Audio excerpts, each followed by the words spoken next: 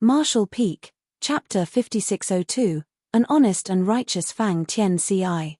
The head manager has ordered that once you come out of your retreat, you have to immediately go and see her, the disciple from High Heaven Palace said.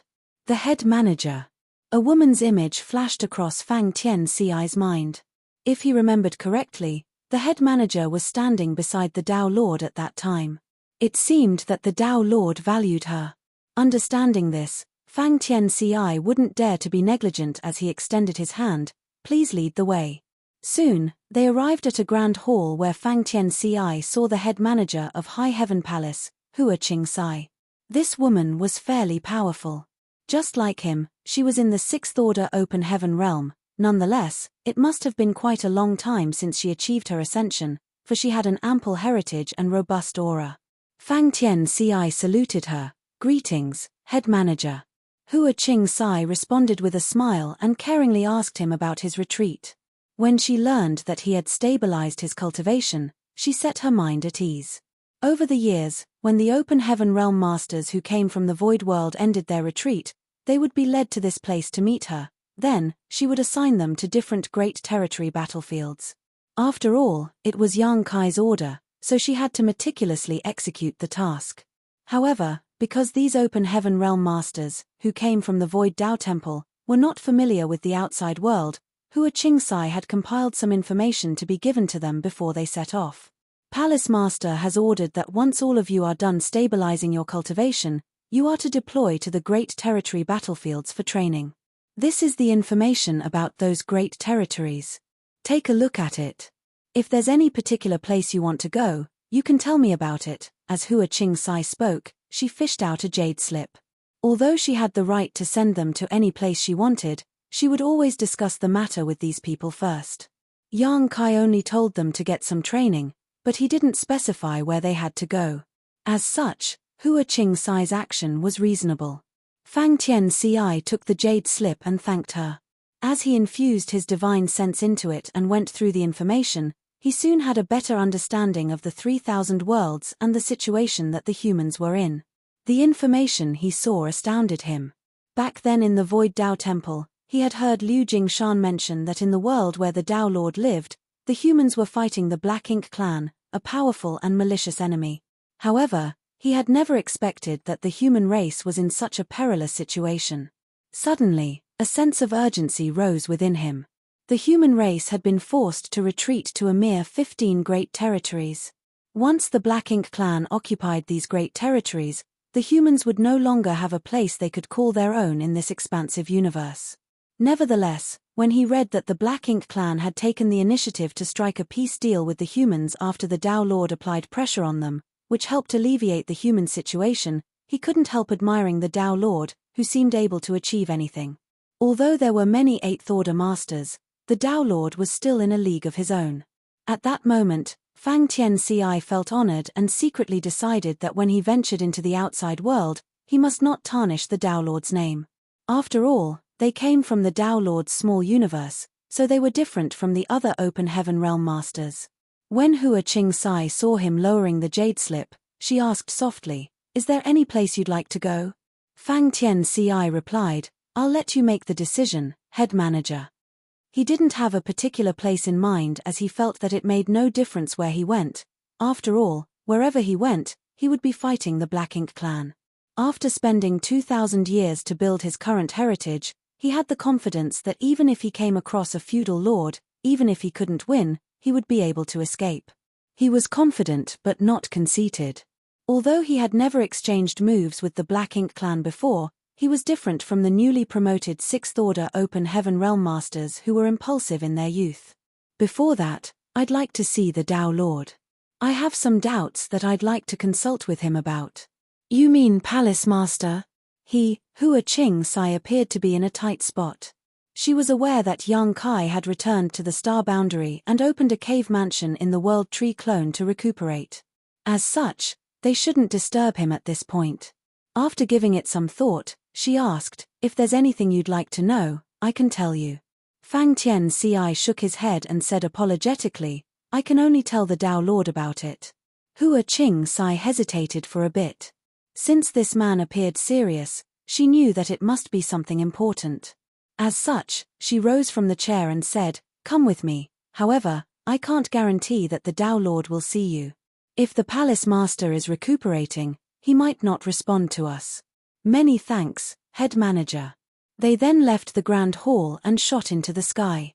A moment later, Fang Tianci looked at the gargantuan tree in the distance and fell into a dazed state.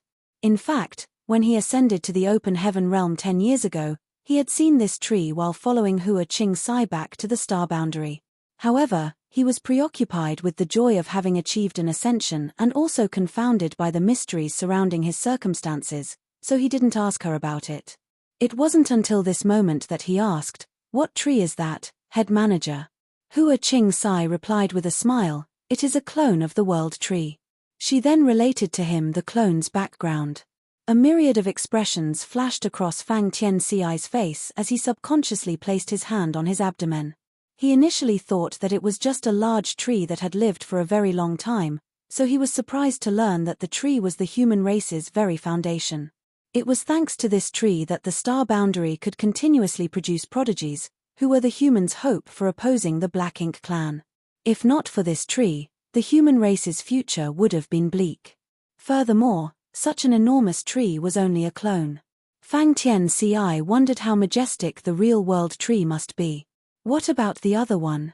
Fang Tianci took a look at the other tree beside the world tree clone. The tree was significantly smaller than the clone, and its tree crown wasn't as expansive. However, there was no denying that it was gigantic as well. From a distance, the tree even looked somewhat translucent and immaterial. One could hardly tell if the tree really existed in this world. Just then, a curvy figure flew down to the tree and disappeared the next moment. "That is the immortal parasol tree," Hua Qingcai explained patiently. "It is a sacred treasure that belongs to the Phoenix clan. You should keep your distance from it if you're not required to approach it. Phoenix clan members are very proud people, so they may attack you if you intrude into their sacred ground." The Phoenix clan, Fang Tianci fell into a dazed state. Although he had never met a phoenix before as he came from the void world, he knew that the Phoenix clan members were some of the most powerful divine spirits in existence, second only to the Dragon clan. Just then, another curvy figure appeared from the tree before leaping into the air. The next moment, a dazzling light exploded as a high-pitched phoenix cry reverberated across the sky. Fang Tianci instantly saw a stunning and glorious phoenix with a very long tail manifest before him. The figure soon disappeared into the void, but the after-image lingered for quite some time. How beautiful! Fang Tianci couldn't help feeling awed. He wondered who would be capable of winning the favor of such beautiful and noble creatures. While he was lost in his thoughts, Hua Qingcai suddenly said, "I'll let you in on a little secret. One of the palace master's wives is a Phoenix clan member." Fang Tianci wasn't surprised one bit, for he thought that the Tao Lord totally had the right to marry a noble Phoenix clan member. Soon, they arrived at the bottom of the World Tree clone. Instantly, Fang Tianci felt many divine senses probing him from all directions, each one of them at least as powerful as his own. There were also several divine senses that were especially powerful which Fang Tianci believed belonged to the Eighth Order Masters. After giving it some thought, he realized it was only natural that some formidable masters were protecting such an important place. Hua Qingcai looked up at a particular spot on the clone and turned to Fang Tianci before sending him a divine sense transmission, "Don't disturb the others." Hearing that, Fang Tianci bent his back as he spoke. Disciple Fang Tianci requests an audience with the Tao Lord. He didn't use a divine sense transmission, nor did he dare to speak too loudly. If the Tao Lord wanted to see him, he would naturally hear it. If not, Fang Tianci wouldn't dare to be insistent. Fortunately, not long after he finished speaking, the Tao Lord's voice was heard coming from that direction. "Come over." An elated Fang Tianci turned around and saluted Hua Qingcai. "Many thanks, head manager." Hua Qingcai responded with a smile and waved her hand. "Go on." Fang Tianci leapt into the air and traced the source of the voice before arriving at a huge tree cave. The instant he stepped inside, he saw the Tao Lord looking smilingly at him. "Tao Lord," Fang Tianci hurriedly saluted him. "Have a seat, Yang Kai motioned for him to sit down and raised his hand to reactivate the cave mansion's restrictions, ensuring that no one could see or hear them. Fang Tianci took a seat as he was told. When he noticed how pale Yang Kai looked, he exclaimed, "Are you hurt, Dao Lord?" Finally, he realized why the head manager appeared hesitant when he requested to see the Dao Lord, for the latter seemed to be in the middle of recuperating. At that moment, Fang Tianci felt guilty and apologized. "I shouldn't have disturbed you, Dao Lord. Please forgive me." Meanwhile, he was shocked that even a powerful master like the Dao Lord had been so heavily injured. It seemed that the humans were indeed in a perilous situation. There was an awkward expression on Yang Kai's face as he said gently, "It's not serious. I'll recover in no time." "What are you here for?" Fang Tianci replied respectfully, "There's something I need to ask you about, Dao Lord." Yang Kai looked meaningfully at him. Without asking him what the matter was, he said, "Everyone has their own secrets. Some secrets can be shared with others, but some are best kept to oneself. You have to know that humans are born with greed and selfishness. Sometimes, you think you're just being frank, but such qualities may make your relationships difficult to handle." Fang Tianci was surprised by the insinuation in his words. "Does the Dao Lord know already? That's impossible, even I didn't notice it at all in the past. It wasn't until I started focusing on stabilizing my cultivation these past few years that I realized it. Although he's the Dao Lord, he can't possibly know everything. Dao Lord, you've given me everything, so I trust you," Fang Tianci said solemnly. Yang Kai felt speechless. What's going on with my human self? He's way too honest and upright. He doesn't have any of my shrewdness or caution. After pondering for a moment though, he realized that the trust Fang Tianci had in him was a kind of virtue and courage. Furthermore, the disciples from the Dao Temple all had some blind admiration for him, so it was only natural that Fang Tianci trusted him. At that moment, Yang Kai put on a gratified expression. "I'm glad that you think so." However, he felt awkward in secret, for in reality, he was having a chat with himself. Probably no one had experienced such a strange situation before in history. Nonetheless, his human self was oblivious to everything. Marshall Peak, Chapter 5603, What's so surprising about it? Fang Tianci couldn't be blamed for this as he should have died when he was still in his mother's belly. If not for Yang Kai tearing his soul apart and saving him, Fang Tianci wouldn't have been born at all. However, Fang Tianci was only a fetus at that time, so he couldn't bear the immense power of half an eighth order open heaven realm master's soul. As such, Yang Kai had sealed most of his soul fragment, including all of his memories and powers. As Fang Tianci grew powerful, these seals would gradually dissolve and allow him to realize his true self. In other words, Fang Tianci was still his own person at this point.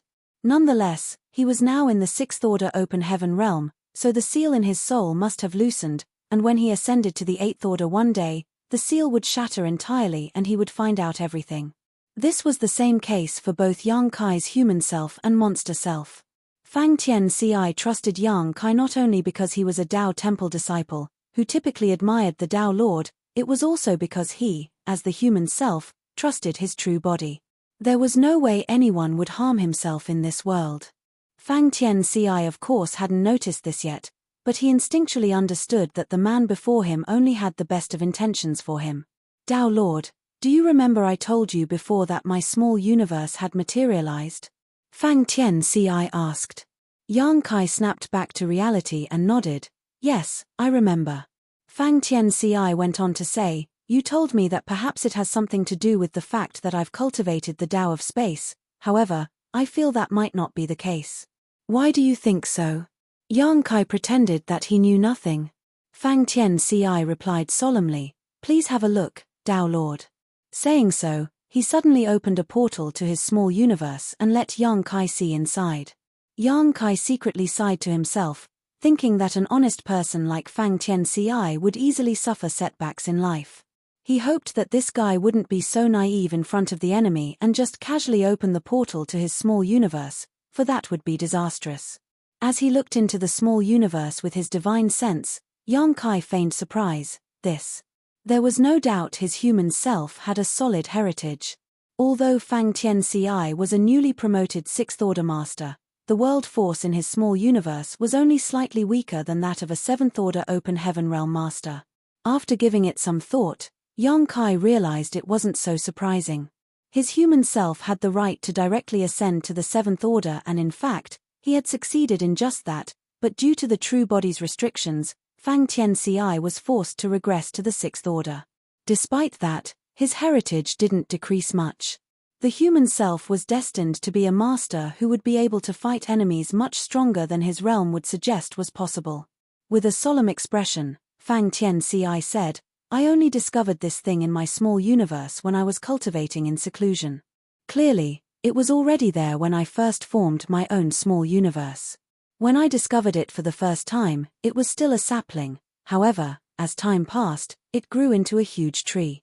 With this thing around, I feel that my small universe is stable and impervious to outside interference. I have a feeling that this thing seems to have something to do with the fact that my small universe has materialized. What do you think this thing looks like, Tao Lord?" Yang Kai looked up at him. "It's a world tree clone. I was the one who put it into your body, so how could I not know about it?" Back then, Yang Kai acquired 3 world tree clones from the old tree. One of them was given to Wu Kuang, another was planted in the Myriad Monsters world. The final one was sealed in Fang Tianci's body. Before he ascended to the open heaven realm, the world tree clone was in a dormant state and naturally unnoticeable, but now that he was an open heaven realm master, the world tree clone sprung to life. Time waited for no man. If Yang Kai wanted Fang Tianci to grow as quickly as possible, this world tree clone was essential. "It really is a world tree clone." Fang Tianci seemed to have expected this, but was still shocked by the answer. If he hadn't seen the world tree clone in the star boundary, he wouldn't have associated it with the one in his small universe.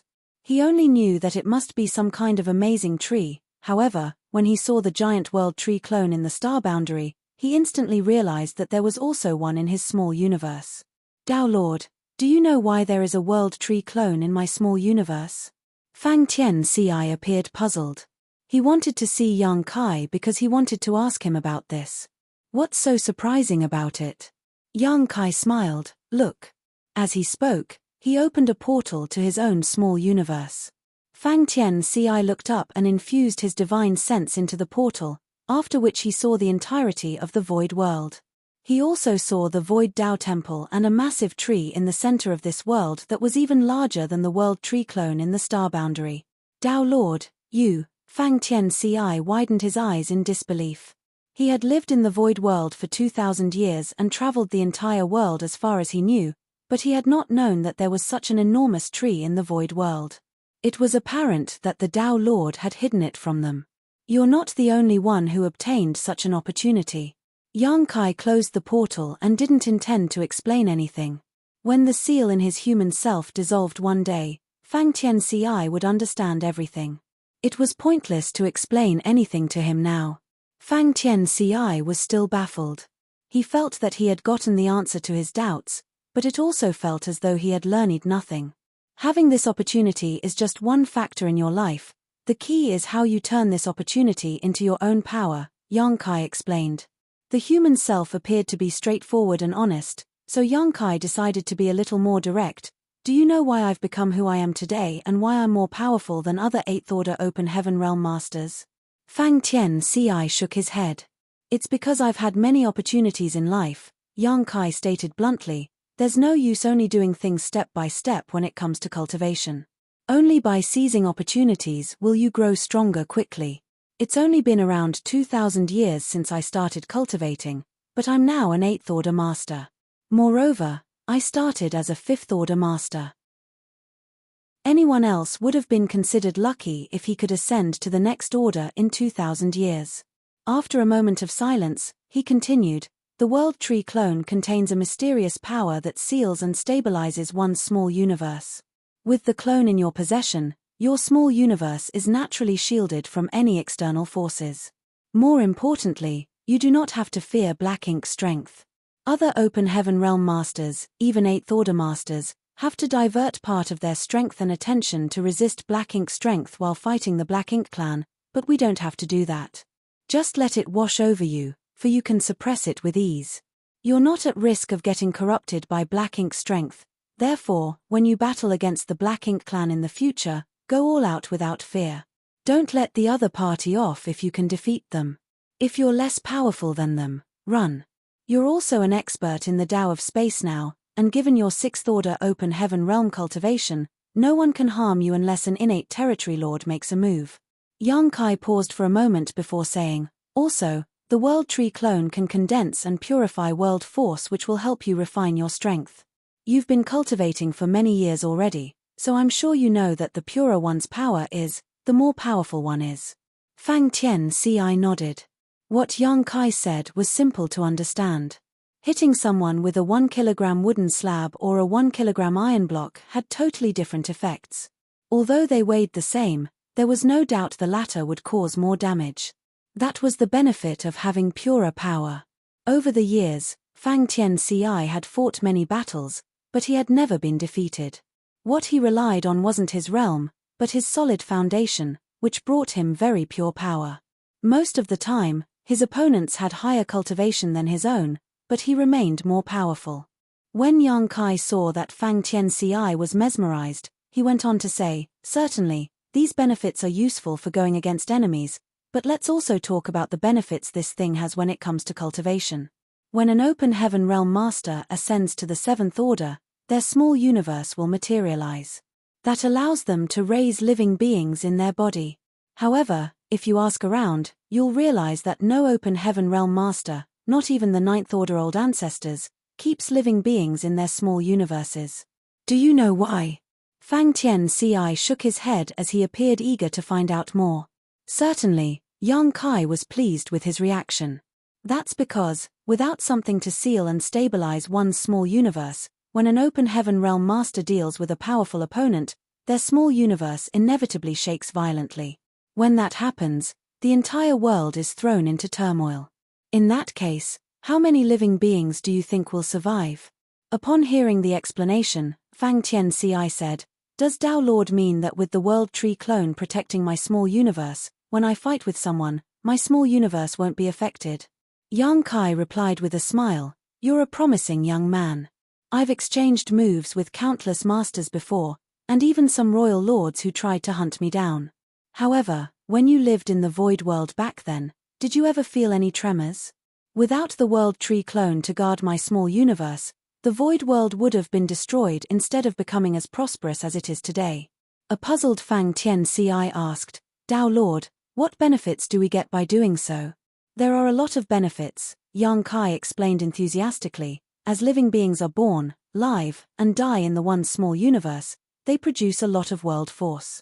In other words, even if you don't cultivate, your heritage will still grow slowly. The more living beings there are, the quicker your power will grow. Fang Tianci finally realized something. Is that why Tao Lord's cultivation speed is much quicker than others? Yes. An excited Fang Tianci said, Disciple understands now. What Tao Lord means is that I should find some living beings and place them into my small universe as well. That way, I'll also become a 7th order or even 8th order master sooner. There's no need for that. Don't tell anyone you have a World Tree clone. There will always be some wicked people out there who will stop at nothing to acquire treasures. I have enough power to protect myself, so no one will dare to harm me. However, once others find out that you have a World Tree clone, you might fall into danger. What should this disciple do, then? Fang Tianci asked humbly. It wouldn't have mattered if he didn't know the World Tree clone's advantages, but now that he was aware of them, he had to make good use of it. I'll give you something. Open up your small universe, Yang Kai ordered. Fang Tianci opened up the portal as he was told. Yang Kai did the same as a thought flashed across his mind. The next moment, Fang Tianci felt that the Tao Lord had stuffed something into his small universe. As he looked into his small universe, he was amazed. A moment later, Yang Kai closed the portal and explained, they are small stone race members. Although they have very low sentience, they reproduce rapidly. Moreover, by raising them, You'll gain 10 times the benefits compared to raising other living beings. Take good care of them. They'll be useful to you. Many thanks, Tao Lord. Fang Tian-ci saluted him. I'll also give you some resources. You'll need them when you cultivate. Disciple thanks Tao Lord for his generosity. I also have some artifacts for you. You're a 6th order master now. Just take them and refine them when you're free. They might save your life when you're in danger. Yes. Good, I have to continue recuperating. You may leave now. Fang Tian-ci got to his feet and saluted him. Disciple will take his leave now. Yang Kai only waved his hand. Marshall Peak, Chapter 5604, An Illegitimate Child. Fang Tian-ci felt his emotions undulating in his heart as he left the cave mansion.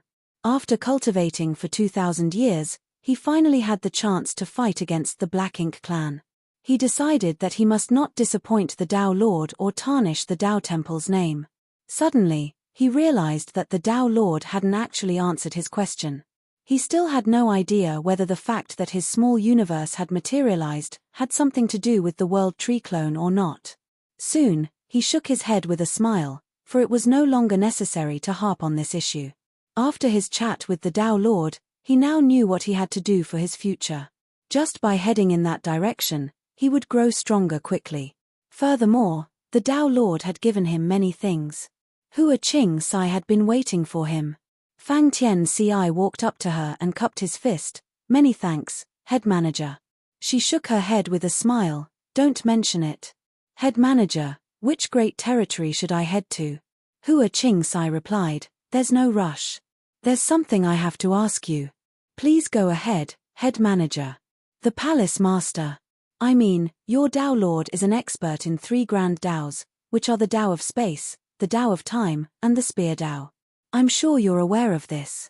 Fang Tian-ci nodded.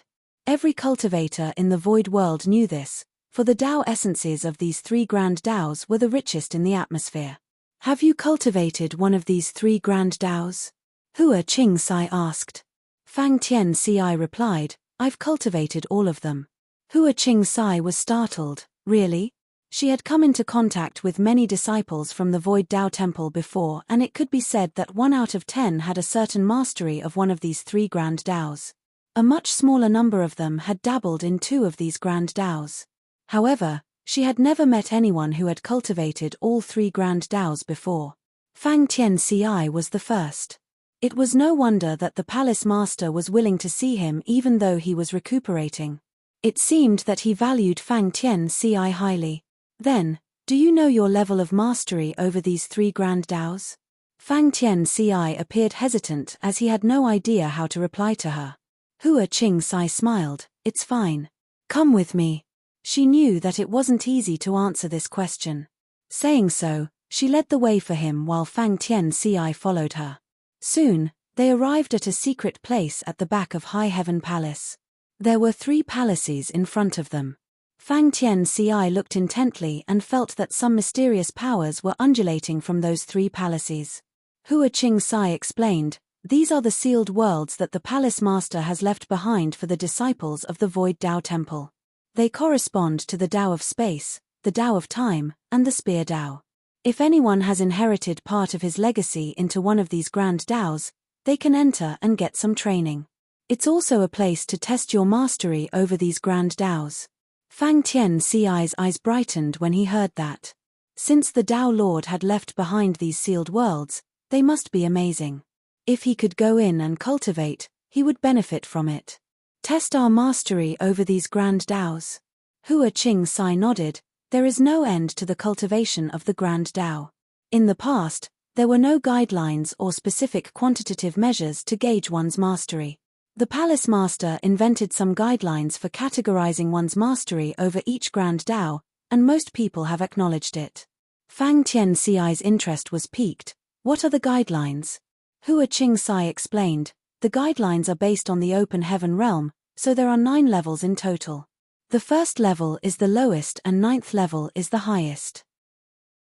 In sequence, they are superficial contact, peering through the doors, taking the initial steps, traversing a familiar path, attaining mastery through comprehensive understanding, exceeding the ordinary to reach the extraordinary, standing above all others within sight, summiting the peak, and shocking history and dazzling the present. Usually, when a person manages to condense their Tao seal using their main grand Tao, they will be at a level of peering through the doors. When they ascend to the open heaven realm, they will automatically reach the level of taking the initial steps. Fang Tianci gave it some thought and felt shocked. When a person condensed his or her Tao seal, they had only reached the second level of mastery, and when they ascended to the open heaven realm, they reached the third level. Fang Tianci couldn't help but wonder how high the Tao Lord's achievements in the 3 grand Taos were. Furthermore, the categorization showed that the higher the level, the more difficult it was to comprehend new insights. These 3 sealed worlds correspond to the 3 grand Taos.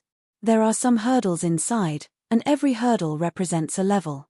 Your limit will be the level of your mastery of a specific grand Tao, Hua Qingcai explained. Upon hearing her explanation, Fang Tianci nodded. Disciple understands. Which sealed world would you like to try first?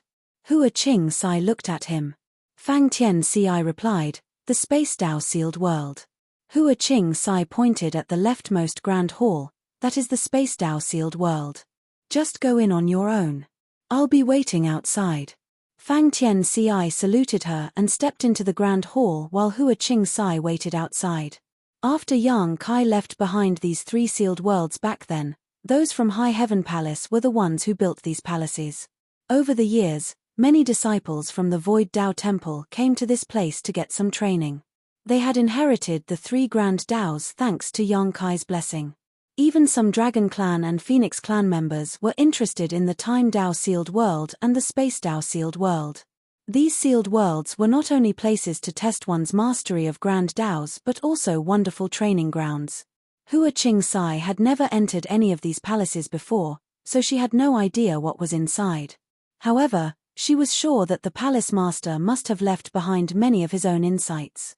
By breaking through the hurdles inside, those who had cultivated these 3 grand Taos would gain massive benefits. It wasn't until half a month later that an energetic Fang Tianci left the grand hall. Without stopping, he entered the second palace where the Time Tao sealed world was located. Half a month later, he stepped into the Spear Tao sealed world. When he finally shuffled out of the third grand hall, Hua Qingcai could feel that his aura had become far more stable. Although his cultivation didn't increase much, his strength must have improved significantly. I'm sorry to keep you waiting, head manager. Fang Tianci saluted her with a joyful expression. He had gained massive benefits by going through the 3 sealed worlds this time. Nonetheless, he had reached his limits. He reckoned that when he cultivated for a longer time and gained a deeper understanding of the grand Taos, he would be able to cross even more hurdles. Hua Qingcai shook her head to show that it was fine. How many hurdles have you passed in the Space Tao sealed world? Fang Tianci replied, it's embarrassing, but I was stuck at the 6th hurdle. Hua Qingcai was slightly surprised. Fang Tianci had just ascended to the open heaven realm, but he had managed to overcome 5 hurdles. Such an achievement had never happened before. Many disciples had left the Tao Temple over the years, and some of them had cultivated the Tao of space. However, the best result achieved so far was the 4th hurdle. In other words, they were on the level of traversing a familiar path. Nonetheless, Fang Tianci had achieved the level of attaining mastery through a comprehensive understanding of the Tao of space. One must not underestimate the difference of one level, for it meant a vast disparity between achievements. The difference was akin to the differences in order in the open heaven realm. The palace master's first disciple, Zhao Yibai, had only achieved the 6th level when his mastery was tested. Hua Qingcai thought that it was such a shame. There was no doubt Fang Tianci was a talented person, but unfortunately, he had only ascended to the 6th order. Had he directly ascended to the 7th order, he could have attained amazing achievements like the palace master's 3 disciples. The mastery of a grand Tao was different from cultivation. As long as one hadn't reached their innate limit, they could improve their cultivation by putting in the effort and resources. However, comprehension and enlightenment were required to master grand Taos. Without enough wits, One couldn't advance far in any Grand Dao regardless of how powerful their cultivation was. Hua Qing-sai was also a veteran 6th Order Open Heaven Realm Master, so she naturally understood this. She initially only wanted to find out Fang Tian-Ci's mastery over the Dao of Space, but she couldn't suppress her curiosity as she asked, "What about your results in the Time Dao Sealed World and the Spear Dao Sealed World?" A bashful Fang Tian-Ci replied, "I only overcame the 5th hurdle in the Time Dao Sealed World. It's worse in the Spear Dao Sealed World. I only passed the 4th hurdle." He looked embarrassed, as though he had disappointed the Dao Lord. On the other hand, Hua Qing-sai was lost for words. When she heard Fang Tian-Ci say that he had cultivated all 3 Grand Daos, she thought that he had only majored in one and perhaps dabbled a bit in the other 2. Now, that didn't seem to be the case. This Fang Tian-Ci had attained a high level of mastery in all 3 Grand Daos. One had to know that Fang Tian-Ci had just made it to the 6th Order Open Heaven Realm, but he had already attained such achievements. There was no doubt he had a bright future ahead of him. Although the Spear Dao was his worst Grand Dao, he had still passed the 4th hurdle, which was already something most Dao Temple disciples were unable to achieve. Given this man's amazing comprehension skills and achievements, Hua Qing-sai even suspected that he might be the palace master's illegitimate child. Otherwise, he wouldn't have been so gifted even though he came from the void world. After examining his face though, Hua Qing-sai shook her head, for Fang Tian-Ci looked nothing like young Kai. Finding her thoughts ridiculous, she smiled helplessly. The palace master had many beautiful wives, so if he wanted to have a child, he didn't have to do it furtively. Since the palace master still didn't have any descendants after so many years, he apparently didn't want to distract himself by having to look after his offspring yet. Nonetheless, she didn't know that this seemingly preposterous idea was actually quite close to the truth. Fang Tian-Ci wasn't an illegitimate child. Instead, he had an even closer relationship with young Kai, for he was the latter's human self. "Head manager." Fang Tian-Ci called out to her. For some reason, he felt there was something off about the head manager's gaze when she looked at him. Hua Qing-sai came to her senses and cast away her wild ideas before saying, "Is there any great territory you'd like to go to?" Fang Tian-Ci shook his head with a smile, "No. I'm fine with any assignment given to me." After pondering for a moment, Hua Qing-sai said, "In that case, you should probably head to Profound Nether Territory. The palace master is in charge of that place on paper. However, since there's an agreement in place, he can't make a move as he pleases. As such, he decided to return here to cultivate." Fang Tian-Ci didn't understand when she mentioned the agreement, but when he learned that young Kai was in charge of Profound Nether Territory, he nodded joyfully. "I'll go to Profound Nether Territory, then." Certainly, he had to take a look at the great territory where the Dao Lord was in charge. "Good. If you are interested, once you arrive at Profound Nether Territory, you can look for a little young man named Yang Xiao. His squad is recruiting members who are experts in the Dao of Space. You can make your own decision, of course, and this is by no means an order. In fact, no one in Profound Nether Territory will give you any orders. You'll be free to do as you see fit there," Hua Qing-sai explained with a smile. "Stinking brat, I've done my best to help you. As for whether you'll be able to keep him, that depends on your own capabilities." Marshall Peak, Chapter 5605, 10 Directions Supreme. A few years ago, Yang Xiao had sent a message to Hua Qing-sai and asked her to look out for disciples from the Void Dao Temple who had cultivated the Dao of Space. Although quite a number of disciples had left the Void Dao Temple over the years, there still weren't a lot of them. As such, there were even fewer people who were skilled in the Dao of Space. Hua Qing-sai had recommended 2 people so far, but unfortunately, their mastery over the Dao of Space was not up to Yang Xiao's standards. Fang Tian-Ci, on the other hand, was a suitable candidate. Nevertheless, it wasn't like she could force Fang Tian-Ci to do anything. She had only given him a suggestion. As for whether he would look for Yang Xiao, that was his decision to make. "Disciple understands," Fang Tian-Ci nodded. Then, Hua Qing-sai gave him a universe chart. "Head to Profound Nether Territory on your own, then. Don't forget to check in at the army headquarters and register your name when you arrive." "Yes." Fang Tianci replied and put away the universe char before leaping into the air. He only had to pass through one great territory to go from high heaven territory to profound nether territory. It was also the great territory where the supreme headquarters was located, so it was safe. In fact, as long as the 13 great territory battlefields on the front lines were not broken through, the defense at the back would remain impenetrable. Fang Tianci kept checking the universe chart to verify his location while sometimes using space principles to hasten his pace. A month later, he passed through the great territory where the supreme headquarters was located and arrived at profound nether territory. Then, he intercepted a squad of people, who seemed like they were heading back from the battlefield to get some rest, and asked them for directions. Following that, he headed straight to the universe fragment where the army headquarters of profound nether territory was located. Upon his arrival, he reported his name and background. After his information was registered, he received an identity token. The person handling this matter for him was a beautiful woman who was only a third-order master. Due to her weak cultivation, she could not contribute much in terms of war potential, so she dealt with administrative matters as part of the support staff. The woman was very patient, and upon learning that it was Fang Tianci's first time in profound nether territory and that he had never fought with the Black Ink clan before, she explained many things to him, which Fang Tianci was grateful for.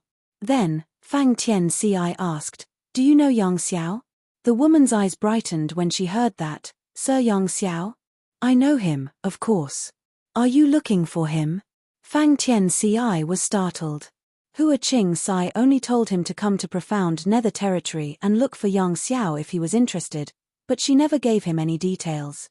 He initially thought that it would be hard to look for one person on this vast battlefield, but it now seemed that it wasn't so difficult.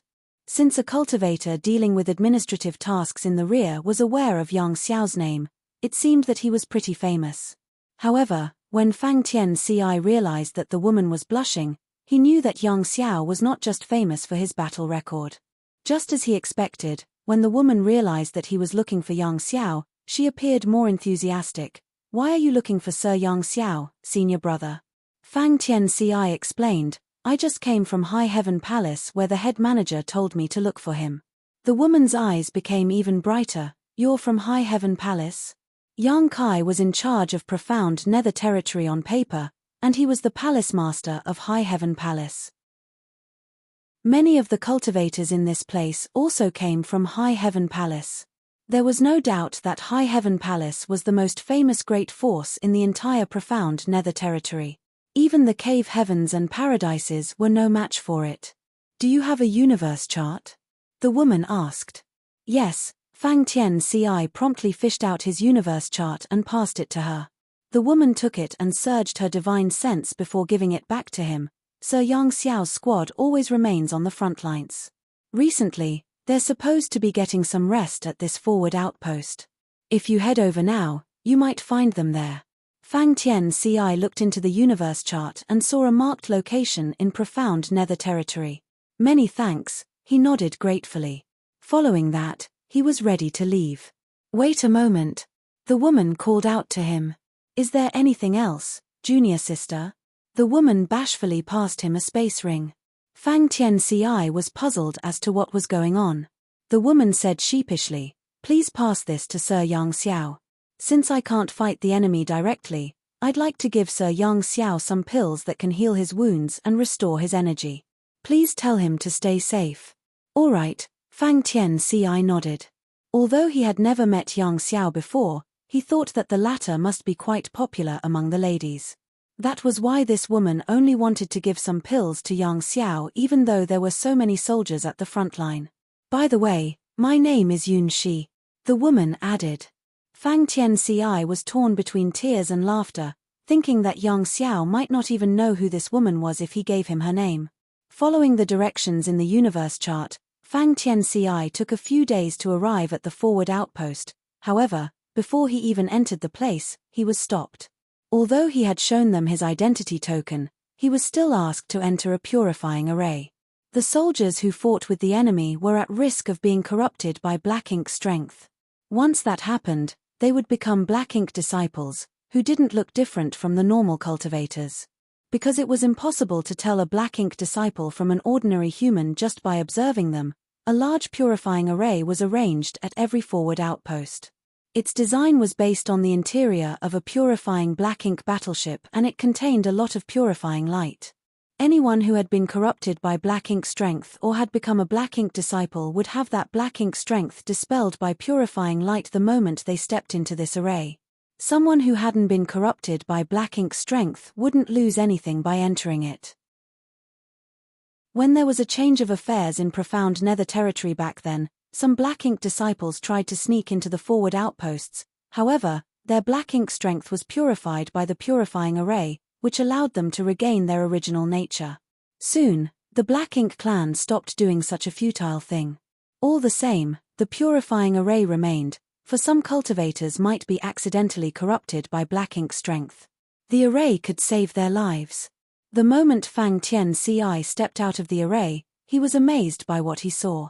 The huge forward outpost was like a prosperous city. The streets were neat and clean, with shops lining them for as far as the eye could see. There was also a massive number of people walking around.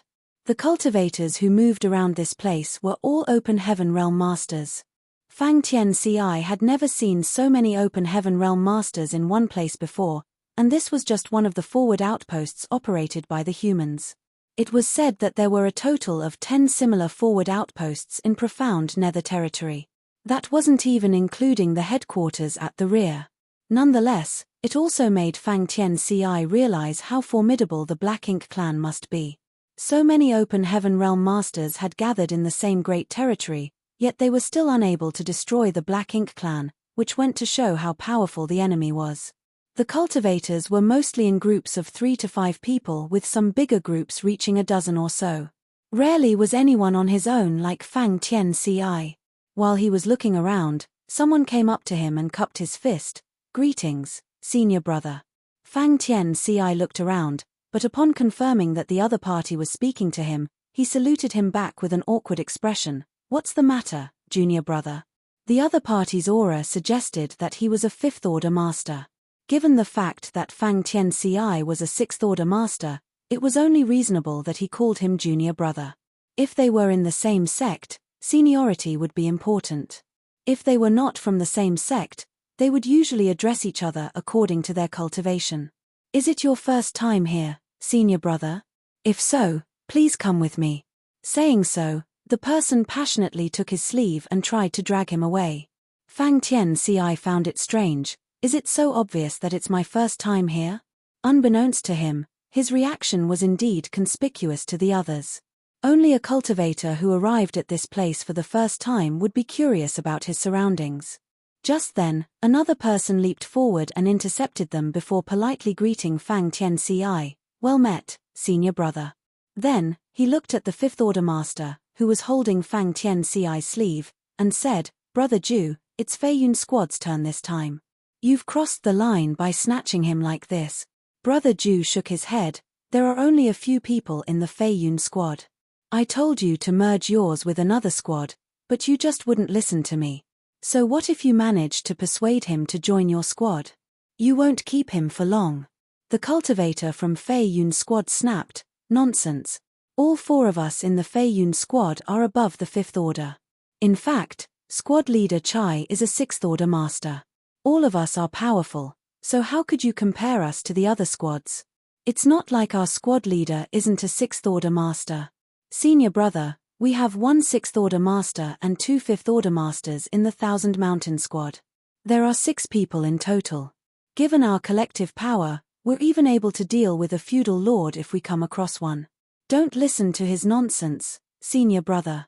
If his Thousand Mountain Squad ran into a feudal lord, they'd immediately run away instead of fighting. The Fei Yun Squad is different. We accidentally bumped into a feudal lord the other day, and under squad leader Chai's leadership, not only did we manage to withdraw safely, but we also dealt that feudal lord a painful blow." Fang Tianci was perplexed as he listened to these two, but after giving it some thought, he soon realized what was going on. Apart from the 6 great territories where things remained unchanged, the other great territories didn't have any 8th Order Masters and territory lords involved directly in the war. As such, Both the humans and the Black Ink clan had scattered their soldiers around. The humans relied heavily on squads as they hunted the Black Ink clansmen down. Apparently, when these two people saw that Fang Tianci was new to this place, and as such wasn't part of any squad, they decided to recruit him into theirs. Nonetheless, Hua Qing-sai had already given him a suggestion regarding this matter. Even if she hadn't, Fang Tianci wasn't ready to join any squad in a hurry. At the very least, he had to figure out the current state of affairs in profound nether territory first. One had to sharpen his tools before starting to work. It was crucial to collect more information first. Fang Tianci raised his hand to stop them from arguing and cupped his fist with a smile. "Many thanks for inviting this Fang to your squads, but I'm afraid I must decline. Before coming to profound nether territory, head manager Hua told me to look for a certain senior brother." Both of the recruiters instantly fell silent while Brother Ju smiled helplessly. "You already have somewhere to go. In that case, please forgive our rudeness." Then, he asked curiously, "Who are you looking for, senior brother?" Fang Tianci had the intention of asking them about Yang Xiao. After all, they seemed to be stationed at this forward outpost, so they should be familiar with the goings-on in this place. He then told them he was looking for Yang Xiao. Instantly, they wore respectful looks. "Are you from High Heaven Palace, senior brother?" "Yes." "I see. If you're looking for senior brother Yang, you just have to wait here for a few days. Senior brother Yang has just taken his 10 Directions Supreme squad out on a hunt.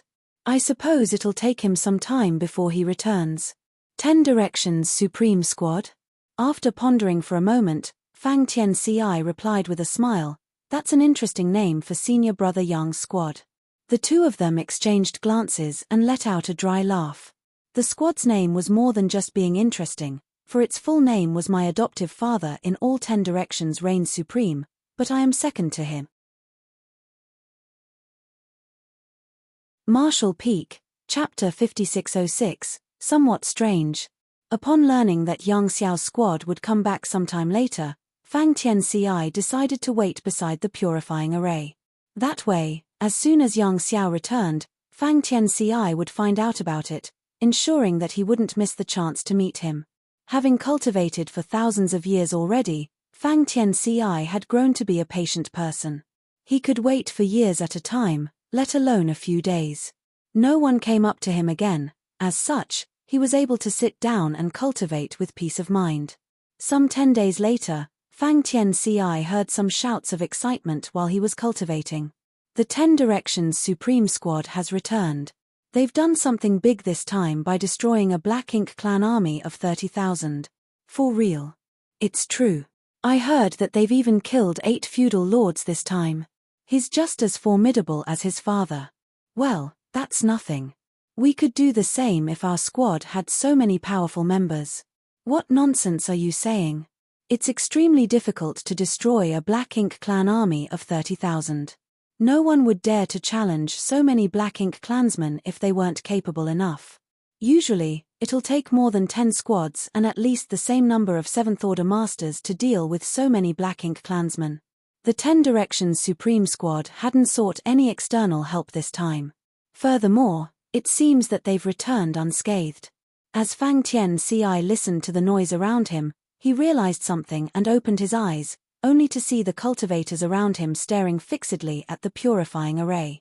There was a look of reverence on their faces, as though they were waiting for a heroic general who had just won a great war to return. As a light flashed across the purifying array, a figure emerged. He was a young man who was clad in white robes. Even his hair was silvery white. Not only did he look handsome, but he also appeared noble and imposing. The moment he appeared, the people around him started greeting him hospitably. It seemed that this white-robed young man was quite popular in this forward outpost. The men looked at him with admiration while the women stared at him with fervor, as though they were trying to melt the young man with their eyes. They kept greeting him by calling him Big Brother Yang Xiao and Sir Yang Xiao. "Is this the Yang Xiao that the head manager told me to look for?" Fang Tianci examined the young man and realized that the latter was indeed an outstanding individual. After stepping out of the array, Yang Xiao greeted everyone with a faint smile. He wasn't aloof, but he wasn't passionate either. However, What puzzled Fang Tianci was that there was an old-looking turtle the size of a small plate sitting on the young man's head, looking just like a hat. As though noticing his stare, the old turtle extended his neck and took a look at him. Fang Tianci was startled, for this small turtle was obviously a powerful master. The aura he exuded momentarily suggested that he was no less powerful than a seventh-order master. Following behind Yang Xiao was a woman who was also clad in a white dress. Fang Tianci wasn't sure if it was just his delusion, but he felt that the woman and the Tao Lord looked similar. Then, more figures shuffled out of the array. Following behind Yang Xiao and the white-robed woman were 2 young men and 1 young woman. One of the men looked like an honest and cheerful person, but something seemed to be troubling him as he kept shaking his head. The woman walked alongside him as she whispered to him. Although she was gorgeous, her expression was frigid, like an unsheathed blade. Fang Tianci only looked at her for a moment, but he still felt as though something had pierced into his soul. The other young man had a distinct bowl-cut hairstyle. Just like Yang Xiao at the front, he kept greeting the cultivators around him, seemingly enjoying the attention. Behind them was an ancient ominous beast. On its head sat a stone man with his arms crossed, looking as though he was full of himself. Meanwhile, riding on the ominous beast's back were a young boy and a young girl. The young boy appeared to be adorable, but when he smiled, his mouth tore apart and revealed a hideous set of teeth. On the other hand, the young girl appeared quite cute and delicate. This 10 Directions Supreme Squad's members are a bit strange. Despite their eccentricity, Fang Tianci could feel that they were all powerful. None of the members in the squad were weak, as most of them exuded a might equivalent to 7th-order masters. As for those who didn't, they were all 6th-order masters. It was no wonder that this squad was able to destroy a Black Ink clan army of 30,000. Any Black Ink clan army would be doomed if they came across such a lineup. Nevertheless, the fact that they were completely unharmed illustrated just how strong they were. The head manager had given Fang Tianci a good recommendation. If he could join such a squad, Fang Tianci would never be bored again. After giving it some thought, he stepped forward and soon arrived in front of Yang Xiao. Then, he cupped his fist and said, "High Heaven Palace, Fang Tianci, greets senior brother Yang." It wasn't until this moment that he realized the Tao Lord and this senior brother shared the surname Yang. Are they related in any way? However, Yang Xiao looked nothing like Yang Kai. On the other hand, the white-robed woman beside him resembled the Tao Lord quite a bit. "Oh!" Yang Xiao looked at him with surprise. "You're from High Heaven Palace?" Yang Xiao found the other man unfamiliar. Since he didn't know him, he reckoned that the latter was a newly promoted 6th-order master. "Yes. The head manager said you're recruiting members, and she told me to look for you." Hearing that, Yang Xiao appeared pleasantly surprised. "Head manager Hua told you to look for me?" He then realized that this guy was from the Void Dao Temple. Otherwise, head manager Hua wouldn't have asked him to seek him out. At that moment, Yang Xiao started feeling expectant. Hua Qing-sai had recommended 2 people previously, but unfortunately, their abilities were not up to his standards. As such, he recommended them to other squads. Anyway, cultivators who had cultivated the Tao of Space were universally welcomed, so they were soon accepted. When fighting with the Black Ink clan, even though strong masters could help kill more enemies, there would also be times when escaping was essential. In times like these, cultivators who had cultivated the Tao of Space proved to be invaluable. On all the battlefields, there was no doubt that the disciples from the Void Dao Temple were the most popular, especially those who had cultivated the Tao of Space. Once such people appeared, countless squads would invite them to join them by offering many perks. Yang Xiao was eager to find out Fang Tianci's abilities, so without hesitation, he turned to the honest-looking young man and said, "Junior brother Zhao, give him a test." Zhao Yibai stepped forward and motioned for Fang Tianci to follow him. Fang Tianci knew that it was a test he had to pass if he wanted to join the 10 Directions Supreme Squad. As such, he followed the other man without any questions. Soon, they left the forward outpost and disappeared into the void. An hour later, they returned together. While Zhao Yibai remained calm and collected, Fang Tianci seemed to be lost in his thoughts. The test was nothing special as Fang Tianci was only tested on his utilization of the Tao of space. Fang Tianci was initially confident, but he never expected that Zhao Yibai was also a master of the Tao of space. Moreover, Zhao Yibai had a greater mastery over this grand Tao than he did. There was no doubt that Fang Tianci had been defeated by the other man when it came to the Tao of space, and it wasn't because Zhao Yibai was an order above him, but rather because his comprehension of the Tao of space was greater. Fang Tianci felt that he had learned a lot, and he also came to realize that there were always people beyond people. How was it? Yang Xiao asked eagerly. Zhao Yibai gently nodded in response. Yang Xiao guffawed and passionately patted Fang Tianci's shoulder. From now on, you're a member of the 10 Directions Supreme Squad. We can finally do something greater. His squad was basically unrivaled in the entire profound Nether territory.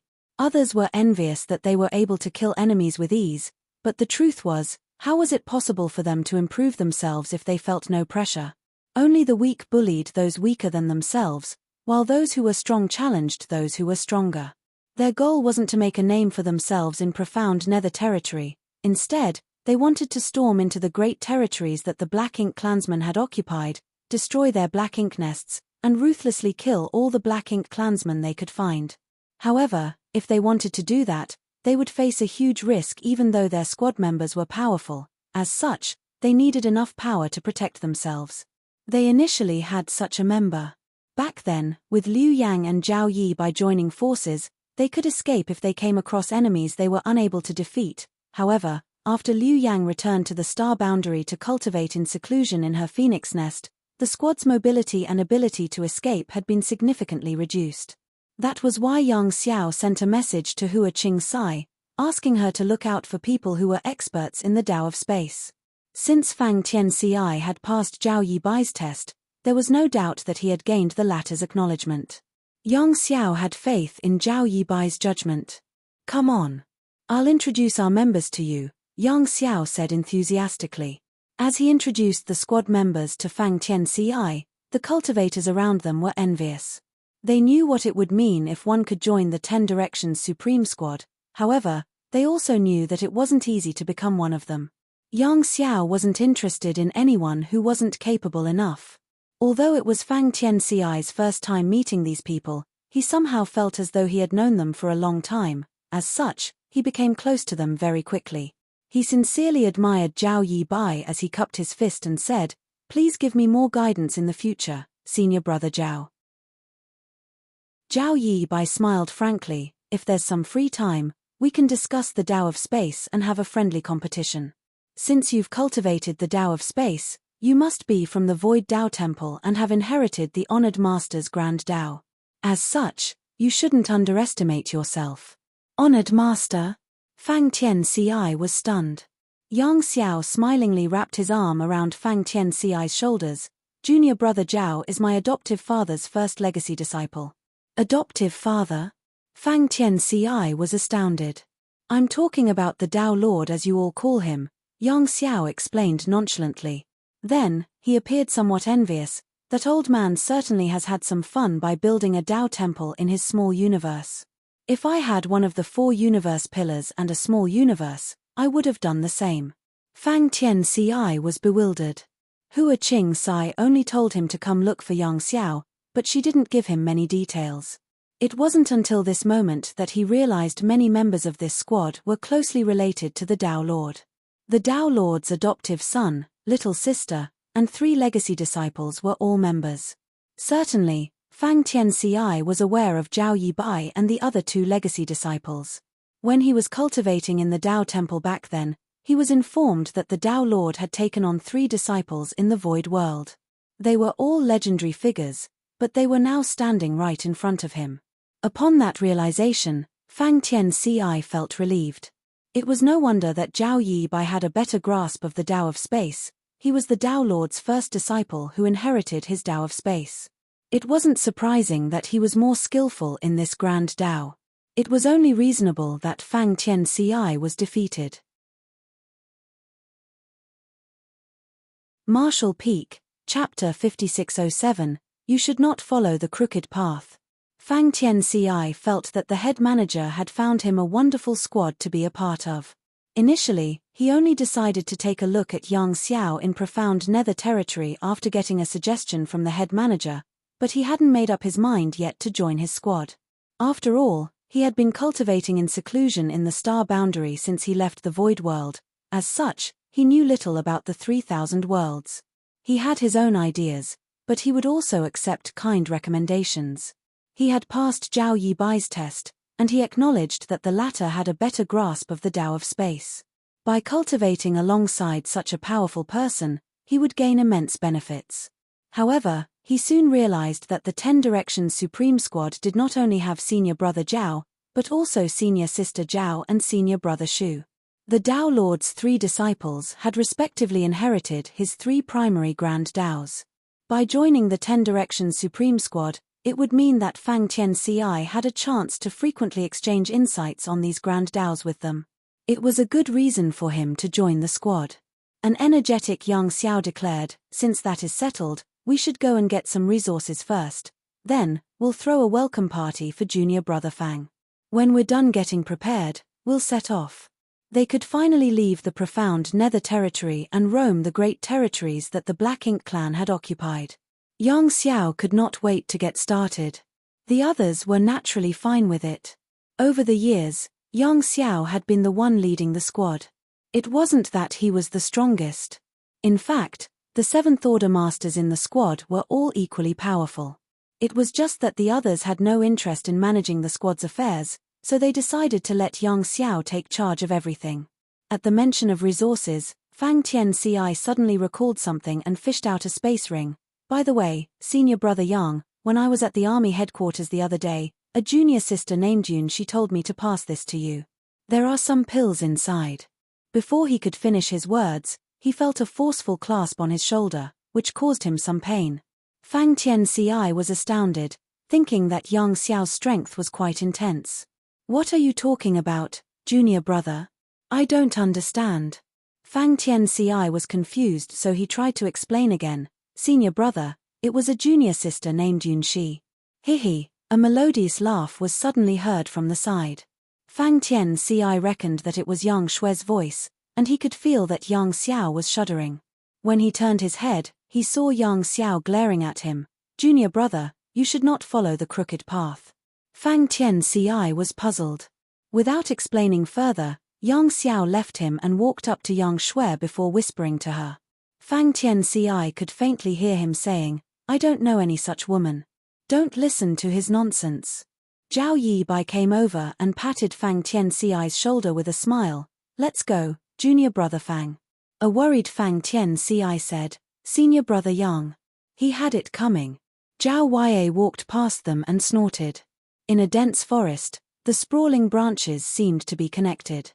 All the trees were gigantic, and their crowns were so vast that when one looked down at the continent from above, it was as though it was a sea of green.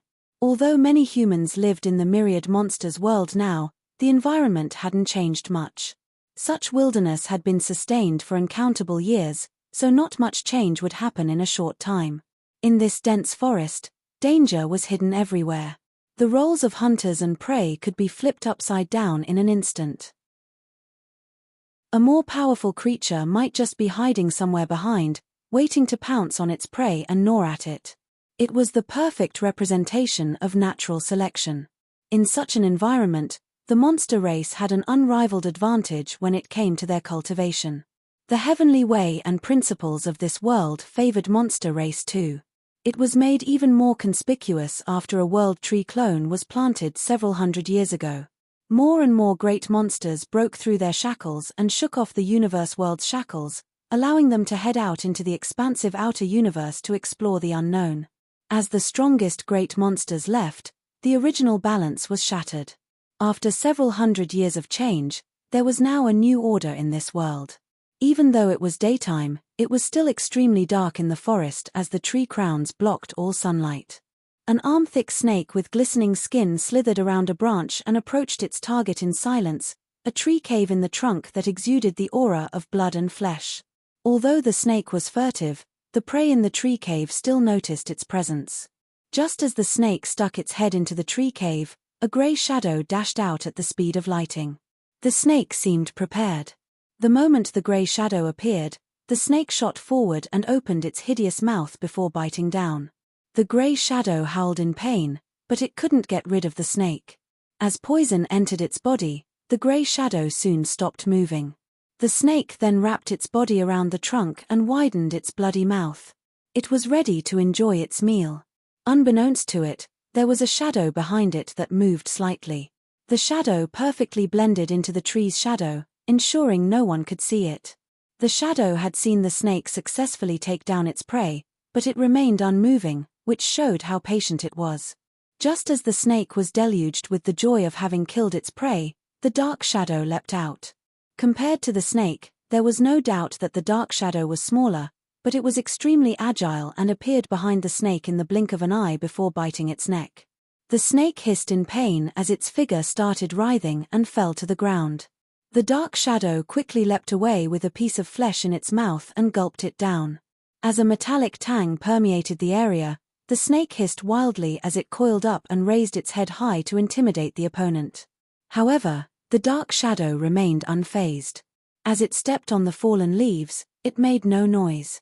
It just kept circling the snake, patiently waiting for a chance to strike. This kind of life-and-death battle frequently took place in the forest. The winner would enjoy its delicious meal while the loser ended up in the other's stomach. Half an hour later, the battle ended. The snake lay on the ground with countless wounds on its body, many of which were bone-deep. The dark shadow was the winner as it now devoured its prey. However, the dark shadow soon collapsed to the ground. Although it had gained victory, it wasn't unharmed. Its prey resisted fiercely and bit the dark shadow several times earlier. As such, the dark shadow had been struck with poison. This kind of poison wasn't lethal, but it would make the dark shadow black out for a while. However, in such a dangerous forest, the dark shadow probably wouldn't wake up again. An incense stick later, the sound of something brushing through the canopy was heard in this silent forest and several figures dexterously jumped from branch to branch. Although the human race had started living in the myriad monsters world over 200 years ago, this world remained a treasure trove that was yet to be fully exploited. Apart from monster beasts in this world, the things that were most useful to the humans were spirit flowers and herbs. After all, this was a universe world where ancient wilderness remained unexplored, and monster race knew nothing about alchemy. Other than the spirit herbs that could be consumed directly, the rest wasn't put to good use. As such, the humans living in this place would come together and enter the forest to collect precious resources every so often, gaining massive rewards each time. However, this came with many risks. Although Yang Kai had told the great monsters in the myriad monsters world they could not hunt the humans back then, this kind of thing couldn't be prevented entirely. There were still some monster beasts who retained their wild nature and who functioned more on instinct than reason, so if they came across a human on their own, they would normally just eat them. Under most circumstances, the humans and monster race got along fairly well in the myriad monsters world. Neither side made a move on the other for no reason, which was why the humans dared to enter the forest and collect herbs. Without Yang Kai's restriction in the past, these human cultivators would have been destroyed the moment they stepped into the forest. Suddenly, a petite figure stopped in her tracks. She looked like a beautiful young woman in her early 20s and her aptitude was clearly quite good as she was already in the separation and reunion boundary. The metallic tang in the air was obvious, so she certainly noticed it. As she looked around, she soon saw the blooded battlefield. She leaped from the branches and landed beside the snake. Then, she saw the dark shadow lying on the ground. Junior sister, another figure landed beside her. He seemed to be a young man who was a few years older. The young woman pointed at the dark shadow and said, "It's a shadow leopard. Is it dead?" The man asked. "I don't think so," the young woman replied. Then, she placed her hand on the shadow leopard's neck and said affirmatively, "It's still alive, but I think it's been struck with poison." The man urged her by saying, "Ignore it. In the myriad monsters world, it's only normal that monster beasts fight with each other. We should focus on our mission. However, if we ignore it, it will be eaten by other monster beasts." The woman didn't have the heart to let the small leopard die, so she looked up at the man. "Please save it, senior brother. The man frowned as he wasn't willing to have a hand in the affairs between monster beasts, so he dissuaded her, saying, "It would be terrible if its parents misunderstand us. This shadow leopard is still very young, so perhaps its parents are nearby." The young woman replied, "If they were nearby, they would have saved it already. Its parents must be dead. It's such a pity that this leopard has to start hunting at such a young age." As she recalled certain memories, she felt a lump in her throat. She went on to say, "Moreover, it's fine even if its parents come looking for it. We'll just give the leopard back to them. Please save it, senior brother." As she tipped her head back, she looked at the man with teary eyes. The man didn't have the heart to see the woman cry, so he raised his hands and gave in. "All right. We'll save it. Stop crying." The young woman instantly stopped crying and smiled. "You're the best, senior brother." Then, she crouched down and picked up the shadow leopard. "Let's go, senior brother. Are you going to carry it just like this?" "Yes." "Shouldn't you give it a detoxifying pill and dress up its wounds?" Only then did the young woman come to her senses and start treating the little leopard. Since they had to enter the forest to collect spirit herbs frequently, they always made sure to bring some detoxifying pills with them as they never knew what they might encounter. Such pills were useful at this moment. Marshall Peak, Chapter 5608, Shadow Leopard. In the expansive universe, there were countless sects and great forces. The cave heavens and paradises had a long history with ample heritage, and were unrivaled in the 3,000 worlds. As such, they were considered first class. Under the cave heavens and paradises, the great forces with mid-rank open heaven realm masters assuming command were considered second class.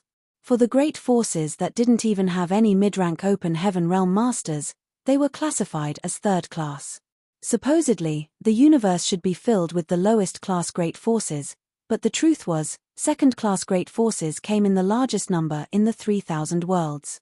Mid-rank open heaven realm ranged from the 4th order to the 6th order, and as long as a cultivator's aptitude wasn't too terrible, he or she could make an initial breakthrough to the 2nd or 3rd order open heaven realm. After that, given enough time, effort, and resources, such a person would become a 4th order master. As such, there were a lot of 4th order and 5th order masters in any great territory, while there would be quite a number of 6th order masters as well. However, even if the two great forces were both second class, the difference in their heritages could be immense. As long as there was a single 4th order master in a sect, it was considered second class. On the other hand, a sect with several 6th order masters in charge was also considered second class, but no one would say two such sects were comparable. Great Feather Pavilion was a below-average second-class great force. At the peak of its power, it only had 2 5th-order masters and 4 4th-order masters. This kind of heritage could only be described as ordinary. However, even a great force like Great Feather Pavilion had occupied a great territory and had it named after their sect. Following the Black Ink clan's invasion, however, all great forces, no matter their size or strength, had no choice but to give up on their heritage and evacuate to high heaven territory, even the cave heavens and paradises. Back then, Great Feather Pavilion was visited by a human squad that was deployed from the barren territory. Following their instructions, they met up with the great forces from the other nearby great territories and headed to high heaven territory. Although they experienced some dangers along the way, they safely arrived at their destination. Their lives in high heaven territory were hard. At that time, there were countless cultivators from different great forces that had gathered together. Just like those from Great Feather Pavilion, they had left their homes and didn't have a place to stay. There were 2 universe worlds in high heaven territory. One of them was the star boundary and the other was the demon realm. No ordinary people could go to the former, while the latter wasn't suitable for most people to live in. Since there was a lack of space and resources, everyone from Great Feather Pavilion was filled with a sense of despair. It wasn't until High Heaven Palace sent them to a universe world in the new Great Territory that they could finally breathe a sigh of relief. After such a traumatizing experience, everyone from the elders down to the lowest disciples of the sect realized just how miserable it was to be weak. However, it was extremely difficult to increase one's strength. Therefore, when the masters of the star boundary spread word about the myriad monsters world, The Open Heaven Realm Masters from Great Feather Pavilion all headed to profound Nether territory without hesitation to join the war against the Black Ink clan so that they could earn military merits, which could be traded for the right to live in the Myriad Monsters world. The appearance of the Myriad Monsters world was like a beacon of hope for the weaker great forces. They didn't have the right to enter the star boundary, but the Myriad Monsters world represented a new beginning. As long as they could let their juniors cultivate in the Myriad Monsters world, they would get nourishment from the World Tree clone. Perhaps there would be a prodigy who could directly ascend to the 6th Order or 7th Order in the future. Just one such person would be enough to help them overcome their destitute destiny. Finally, when the Myriad Monsters world was opened up, the first batch of people from Great Feather Pavilion settled down in that place. Initially, there were only 10 or so disciples from their sect, but as time passed, more and more moved into the Myriad Monsters world. They occupied a small spirit peak and rebuilt Great Feather Pavilion. Although the beginning was tough, they were no longer in the position like that of several hundred years ago where they were unable to even imagine a future for themselves. Now, there were 8,000 to 10,000 great forces that had settled down in the Myriad Monsters world, and there would surely be even more in the future. Fortunately, the Myriad Monsters world was vast. When young Kai inspected this place back then, he realized that it was much larger than an average universe world. If it wasn't, it couldn't have accommodated so many great forces. Presently, the Open Heaven Realm Masters above the 3rd Order from Great Feather Pavilion had headed to the battlefields to battle the enemy. Only several old and frail 2nd Order Masters stayed behind in the sect to teach the younger disciples. Fortunately, there wasn't much danger in the Myriad Monsters world. Otherwise, these 2nd Order Masters couldn't have ensured everyone's safety. Several young kids stood outside the sect's entrance and appeared expectant. Suddenly, one of them exclaimed, "Senior brothers and senior sisters are back." Following the cheers, many agile figures passed through the forest and approached them in the blink of an eye. There were fewer than 100 people, and they were all young people in their teens and 20s. The effectiveness of the World Tree clone's nourishment had a lot to do with cultivation and age. A young person with low cultivation would get the most benefits, while an old 3rd Order Emperor Realm Master might not gain any benefits at all. Every quota to live in the Myriad Monsters world was valuable. As such, those from Great Feather Pavilion wouldn't dare to waste them, sending those young disciples who had excellent aptitudes to this place with the bare minimum of elders to look after them. Chatters and laughter were heard in front of the entrance. Soon, the young kids were attracted to a particular anomaly. It was a little beast with black and smooth fur. The little beast seemed to be injured as it was asleep in a senior sister's arms. Blood had seeped through the bandages around its body. The young kids surrounded the senior sister and chirruped. It appeared they had instantly become fond of this little beast. A young disciple asked, "Senior sister Qin Shui, is this a monster beast?" Qin Shui smiled and nodded, "It's a shadow leopard." The disciple extended his hand in an attempt to touch the shadow leopard, but he soon retracted it as he was worried that the shadow leopard would wake up suddenly and bite him. A 2nd Order Master asked, "What's going on?" Qin Shui then briefly relayed to him what happened to the snow leopard and asked, "Elder, can I raise it?" The elder replied, "I don't mind you raising it, but how do you intend to feed it?" "I can bring it out and do some hunting." The elder shook his head. When that sir planted the World Tree clone in this place 300 years ago, he made an agreement with the great monsters that both races should coexist harmoniously and that we couldn't harm each other for no reason. Although there have been incidents of monster beasts hunting humans over the years, that was mostly related to beasts who had retained their wild nature. As such, we couldn't settle the score with them. If you make a move on the monster race though, it will be a breach of the agreement between that sir and the monster race. If the monster race members flare up, no one can protect you. It was the first time Qin Shui heard about this, so she was caught in a dilemma. After pondering for a moment, she asked, "Will it be all right if we hunt some normal beasts?" The elder nodded, "That should be fine." Normal beasts were not part of the agreement. After all, some weaker cultivators still needed to eat to survive. An elated Qin Shui said, "I'll keep it for now, then. Now that it's hurt, it won't survive if we release it back to the forest. When it recovers, I'll let it go if it doesn't want to stay." Good, the elder nodded. As such, the little shadow leopard was kept in the Great Feather Pavilion. Qin Shui was initially worried that the shadow leopard wouldn't be able to adapt to the new environment, but she soon realized that her concerns were unnecessary. Although the shadow leopard was still very young, it seemed to have some sentience as it knew who saved it. After it awakened, it didn't show any hostility towards Qin Shui. As Qin Shui took good care of the shadow leopard and it recovered quickly. When she went to visit the shadow leopard a month later, she realized that it was nowhere to be seen. She searched everywhere in Great Feather Pavilion but still couldn't find it. It seemed that the shadow leopard had left without a word.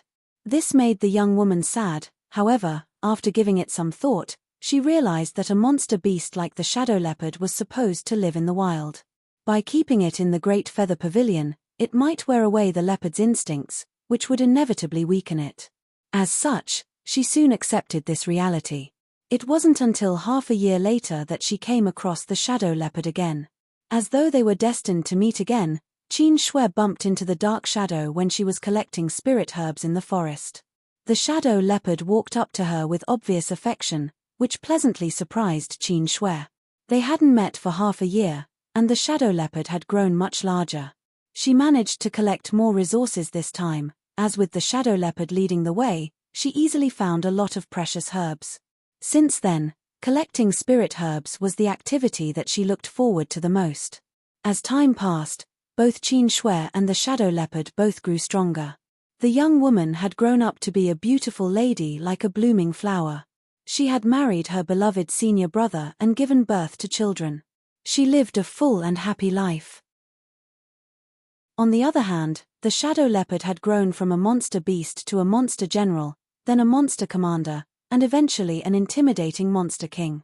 The great forces nearby knew that there was a monster king that was equivalent to an emperor realm master protecting the Great Feather Pavilion's territory. As such, the disciples from the Great Feather Pavilion were safe whenever they headed out to collect herbs or wander around. All this was because a young woman took the initiative to save a shadow leopard in the past. Others couldn't help feeling envious. Although they wanted to do the same, they didn't know where to start. Several hundred years later, heavy rain poured down from the sky as lightning struck through the night. Qin Shui heard a familiar growl when she was cultivating. Her expression changed as she immediately stopped. Then, she pressed her ear against the door and listened for a while. Following that, she dashed out of the Great Feather Pavilion and charged forward in the rain. Now, she was an Emperor Realm Master who had condensed her Tao seal. As long as she refined the 7 elements, she would be able to ascend to the open heaven realm. Her aptitude was fairly good, though not the best, so she had been refining 5th order materials over the years. As such, she could most likely directly ascend to the 5th order open heaven realm.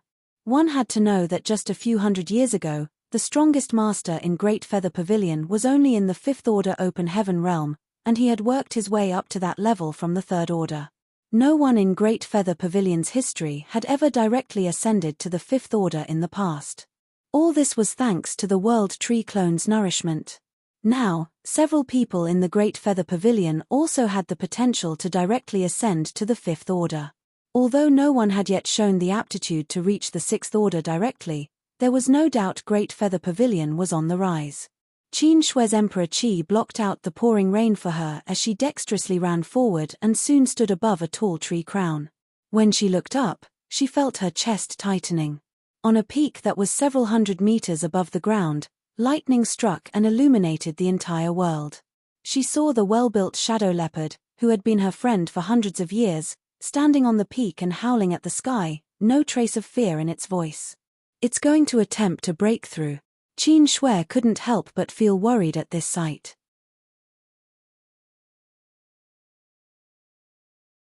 Marshall Peak, Chapter 5609, Snake King, please withdraw. Now, Qin Shui was no longer an inexperienced 20-year-old woman.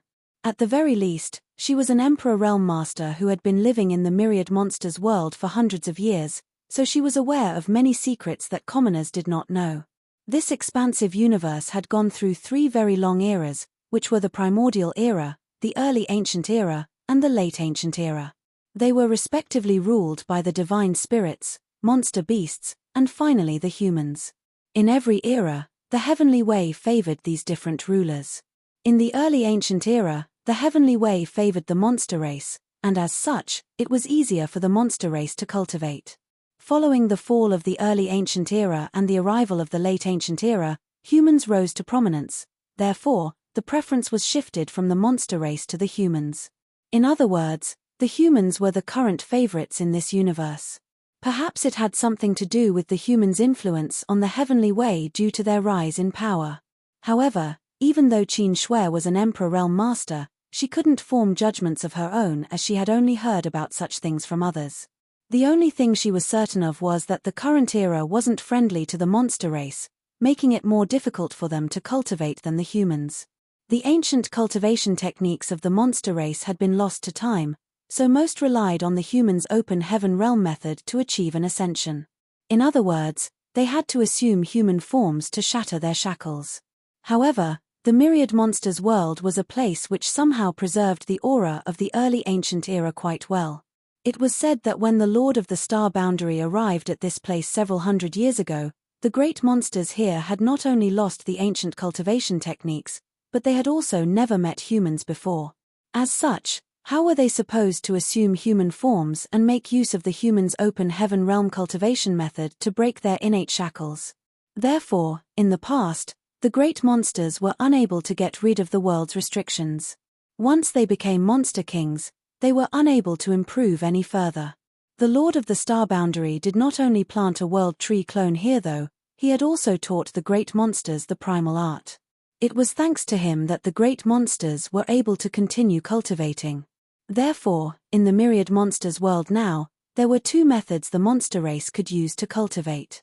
One was to use the primal art left behind by the Lord of the Star Boundary, and the other was the humans' open heaven realm method. There were pros and cons to both, so neither could be said to be superior. The monster race members had to make their own decisions. Many monster beasts became close to humans when they were still very young, and were subsequently raised by them. Since these monster beasts quickly learned how to assume human form, they naturally chose the humans' cultivation method. However, a monster race member like the shadow leopard, who had always remained a beast, chose the primal art. It had been over 10 years since Qin Shui last met the shadow leopard, and at that time, she already felt that the beast was on the brink of achieving a breakthrough. Nevertheless, she hadn't heard any news from it since then. Much to her surprise, she heard the noise of its breakthrough on this stormy night. She had read a lot of ancient books and found out that monster race members who chose to achieve a breakthrough by using the primal art had to face a much greater risk than those who relied on the open heaven realm method. That was because monster race members cultivated the primal art by refining their monster cores, which were their very foundation. The stronger the monster core, the more powerful the monster race member was, but there were also a lot of uncertainties in this refining process. Qin Shui couldn't help feeling worried. She had spent the last few centuries with the shadow leopard, so she had already regarded it as her friend. In her heart, this monster race member was just as important as her husband and children. Now that the shadow leopard was at the most critical moment of its ascension, it was only natural that she was anxious. Just then, another roar reverberated across the sky. Following the roar, thick monster chi permeated the area as though it had materialized. In an instant, the peak was surrounded by a layer of fog *catcher, star.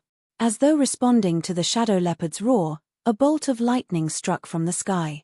Qin Shui could faintly see that on the peak, the shadow leopard spat out a round object that soon hovered above its head. It was the shadow leopard's monster core. A bolt of lightning struck down at the small monster core like it was a long whip.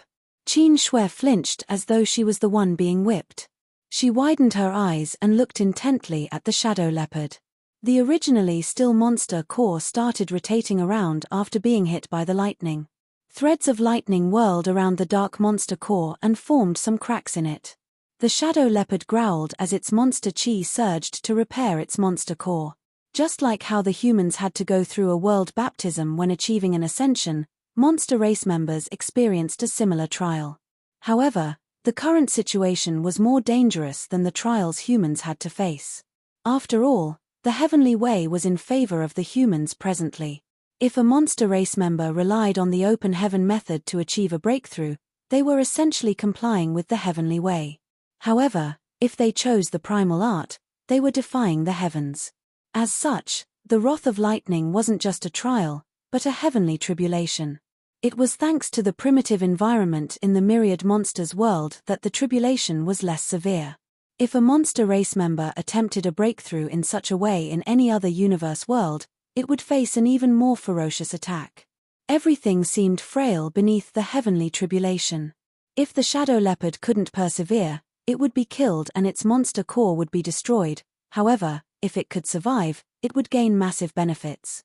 Another even more powerful flash of lightning struck just then, causing monster core to spin even faster. Seeing this, Qin Shui set her mind at ease. She had known the shadow leopard for years, so she was aware of its capabilities. This kind of heavenly tribulation supposedly wouldn't cause the beast serious harm. She secretly prayed that her friend would not get too greedy. If she had known what would happen, she would have looked for the beast and discussed with it earlier. Nevertheless, given the shadow leopard's temperament, she reckoned that it was useless to talk to the beast about it. This fellow was obstinate. When it was still a little beast back then, it left Great Feather Pavilion without a word after it recovered. As the bolts of lightning continued to strike, the shadow leopard remained unmoving. It only kept howling in response, as though it was trying to shatter the sky. "Who goes there?" Qin Shui's expression turned cold abruptly as she charged forward in a particular direction. While in mid-air, a sword appeared in her hand. Jade Moon Sword Arts, 3,000 sword lights. A rain of sword lights poured down like a storm as countless trees were instantly leveled. However, a momentary glint from within the chaos made Qin Shui's heart sink. Violent monster chi surged from below. The sword lights struck monster chi and disappeared, as though the latter was a Maya. Certainly, Qin Shui hadn't fully unleashed her power, but it also showed how powerful the other party was. Finally, Qin Shui realized who had been acting furtively in this nearby place. It was a monster king, not a human. A series of hisses were heard. From the thick monster chi, a snake head that was as large as a house emerged. The snake head was angular, as though it was carved from a rock, and its scales looked extremely robust. The snake glowered at Qin Shui, who was standing on a nearby branch. There seemed to be a sense of ruthlessness behind those eyes. "Rock Snake King." Qin Shui's pupils dilated, but she soon calmed herself down. "Snake King, please withdraw." She secretly cursed, thinking that it indeed wouldn't be easy for the shadow leopard to achieve an ascension. Following the agreement between the Lord of the Star Boundary and the great monsters back then, the human race and monster race had been living together harmoniously in the myriad monsters world. However, the monster race still fought amongst themselves quite fiercely. Every living monster king made a name for itself by killing many other monster race members. The shadow leopard was no exception to this. When Qin Shui saw the shadow leopard for the first time, she felt that it was cute and adorable, but the truth was he was the most ferocious monster race member she was aware of. Moreover, it was quite arrogant. This kind of monster race member naturally had a lot of enemies. Qin Shui had saved the shadow leopard's life before. As such, a grateful shadow leopard never showed its wild side in front of her over the years. The Rock Snake King was one of the shadow leopard's enemies as their territories were next to each other. The shadow leopard was bullied by the snake when it was weak, so when it grew stronger, it was determined to get its revenge. Certainly, the Rock Snake King wouldn't allow its enemy to grow in power. If the shadow leopard passed through the tribulation and ascended above the monster king realm, the Rock Snake King would be doomed. Therefore, the moment it realized that the shadow leopard was attempting a breakthrough, it slithered over and approached the shadow leopard in secret, waiting for a chance to deal a fatal blow to its enemy. Nonetheless, Qin Shui managed to detect its presence. The Rock Snake King was extremely powerful. Furthermore, its skin was as hard as steel. The shadow leopard had exchanged moves with it several times but could never defeat it outright. Although Qin Shui was an Emperor Realm Master, she didn't have the confidence to defeat the Snake King either. In fact, she might not even be able to protect herself. Even though it was difficult for monster race members to cultivate, they were innately more powerful than the humans when in the same realm.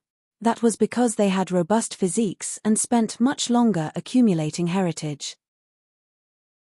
You dare make a move against me, human? The rock snake king glared at Qin Shui as it hissed and spoke human language. Qin Shui frowned and cupped her fist. Please forgive my earlier offense, Snake King. They had to comply with the agreement between the Lord of the Star Boundary and the Great Monsters, which was the very foundation of the human race's survival in the myriad monsters world. Without this agreement, the humans would find it hard to live in such a world. The Rock Snake King snorted, "Scram. I don't want to waste any time on you." Following that, its burly figure zigzagged towards the shadow leopard. Certainly, Qin Shui couldn't back down, otherwise, the shadow leopard's ascension would be interrupted. Let alone break through to a higher realm, it might even lose its life. A hint of hesitation flashed across Qin Shui's eyes, but she soon brought down her sword and sent a sword wave slashing across the route where the Snake King was heading, forming a crack on the ground. Please retreat, Snake King. Rain poured down from the dark sky as the small woman stood steadfastly on the tree branch in front of the Rock Snake King. The eyes on the snake head beamed with an insidious glow as it hissed rapidly. Soon, a human-like smile appeared on its face. Good, this king has never eaten a human before. I'll devour you before dealing with that stupid leopard. The moment it finished speaking, its snake head appeared in front of Qin Shui all of a sudden and opened its hideous mouth, emanating a pungent breath. It was as though the snake wanted to swallow Qin Shui in one fell swoop. Marshall Peak, Chapter 5610, Hard to Settle. A terrible stink exuded from the snake's gruesome mouth. Qin Shui's petite figure was stuck inside the mouth as though she would be devoured at any moment. At the most critical moment, she resisted the snake's teeth with her sword. Following a violent impact, she was sent flying away, thus widening her gap with the Rock Snake King. Although the snake was heavy, it zigzagged forward at an incredible speed. As its monster chi surged, the trees along the way cracked and fell to the ground as though they were just straws. The moment Qin Shui stabilized herself, she felt an immense force coming from behind. She swung her sword and infused her emperor chi into it to protect her back. With a boom, the huge snake tail struck, almost shattering her protective emperor chi. Qin Shui staggered forward, but before she could regain her footing, she saw a green fog coming at her. She was astounded. Although she knew that it wasn't easy to deal with a monster king, it wasn't until she exchanged moves with the Rock Snake King that she realized how powerful the other party was. Initially, she just wanted to stop the Rock Snake King from harming the Shadow Leopard, but she soon realized that she couldn't deter the other party without going all out. Snake King, forgive my disrespect. She wielded her sword and cast the fog away with a flash of sword lights that soon formed a light screen and covered the snake. She had used the most powerful method she possessed to strike back. Good. The Rock Snake King was enraged. It let the sword lights rain on it and cut across its robust skin. As its blood streamed down from the wounds, it roared, "Since the agreement has been nullified, what are you all waiting for?" Qin Shui's expression changed drastically. "Snake King, you." The Rock Snake King smiled wickedly. "You're the one who broke the agreement first, so it is not our monster race's fault if your sect is destroyed. Several hundred years ago, that master who taught the monster race the primal art agreed with the strongest great monsters of the time, which stated that the two races must not harm each other for no reason. As such, both races had been living together harmoniously for the past few hundred years. However, the myriad monsters world originally belonged to monster race. More and more humans appeared in this place with each passing day, and although their existence posed no threat to the monster race, many of these humans had ample vitality in their bodies. Therefore, monster race members coveted them. If they could devour these cultivators, it would be beneficial to their growth. Many monster kings intended to eat these humans as food, however, they were unable to do so since there was an agreement in place. Nonetheless, several hundred years had passed, so the initial fear which enforced the agreement was less oppressive now. The monster race only needed a chance to nullify the agreement. Only now did Qin Shui figure out that the Rock Snake King did not only want to get its revenge, but was also plotting against the humans when it decided to interrupt the Shadow Leopard's ascension. Streams of monster chi started surging from all directions suddenly. They were all monster kings who were just as powerful as the Rock Snake King. These monster kings approached in the rain. Qin Shui was naturally flustered. Many figures emerged from Great Feather Pavilion and looked into the distance. The Shadow Leopard's ascension, the fight between Qin Shui and the Snake King, and the Snake King's roar were by no means quiet, so there was no way those from Great Feather Pavilion didn't hear them. Among the crowd, a young woman, who resembled Qin Shui, exclaimed with a flustered expression, "Mother is over there."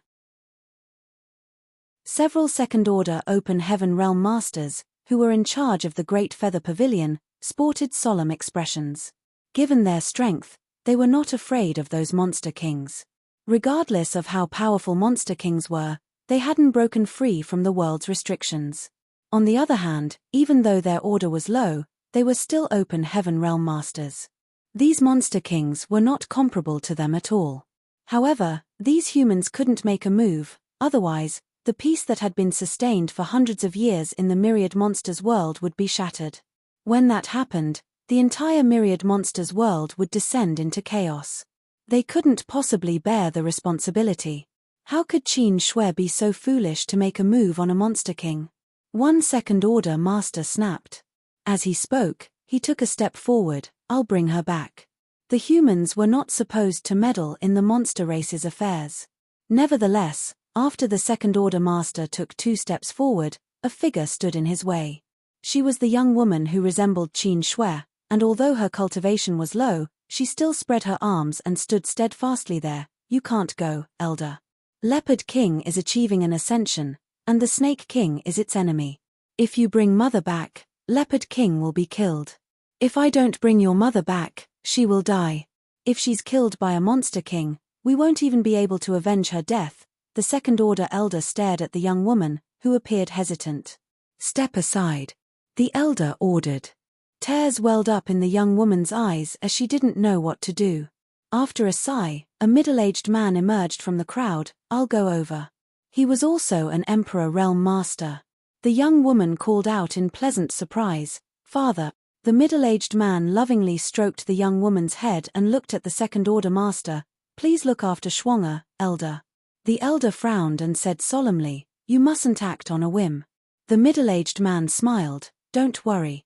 The next moment, he turned into a ray of light and charged forward. Meanwhile, a large area of the forest where Qin Shui and the Rock Snake King were fighting had been leveled, covered with a thick green fog. Inside the poisonous fog, sword lights could faintly be seen flickering. The fight between them had reached a climax. Although Qin Shui had condensed her Dao seal, she still found it hard to deal with a monster king who was only one step away from achieving a breakthrough.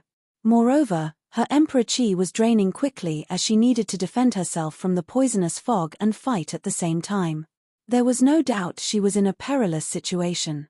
Just then, a figure boldly charged into the fog with a sword in hand and joined the fight. As he and Qin Shui joined forces, they were able to fend off the Rock Snake King's violent attacks.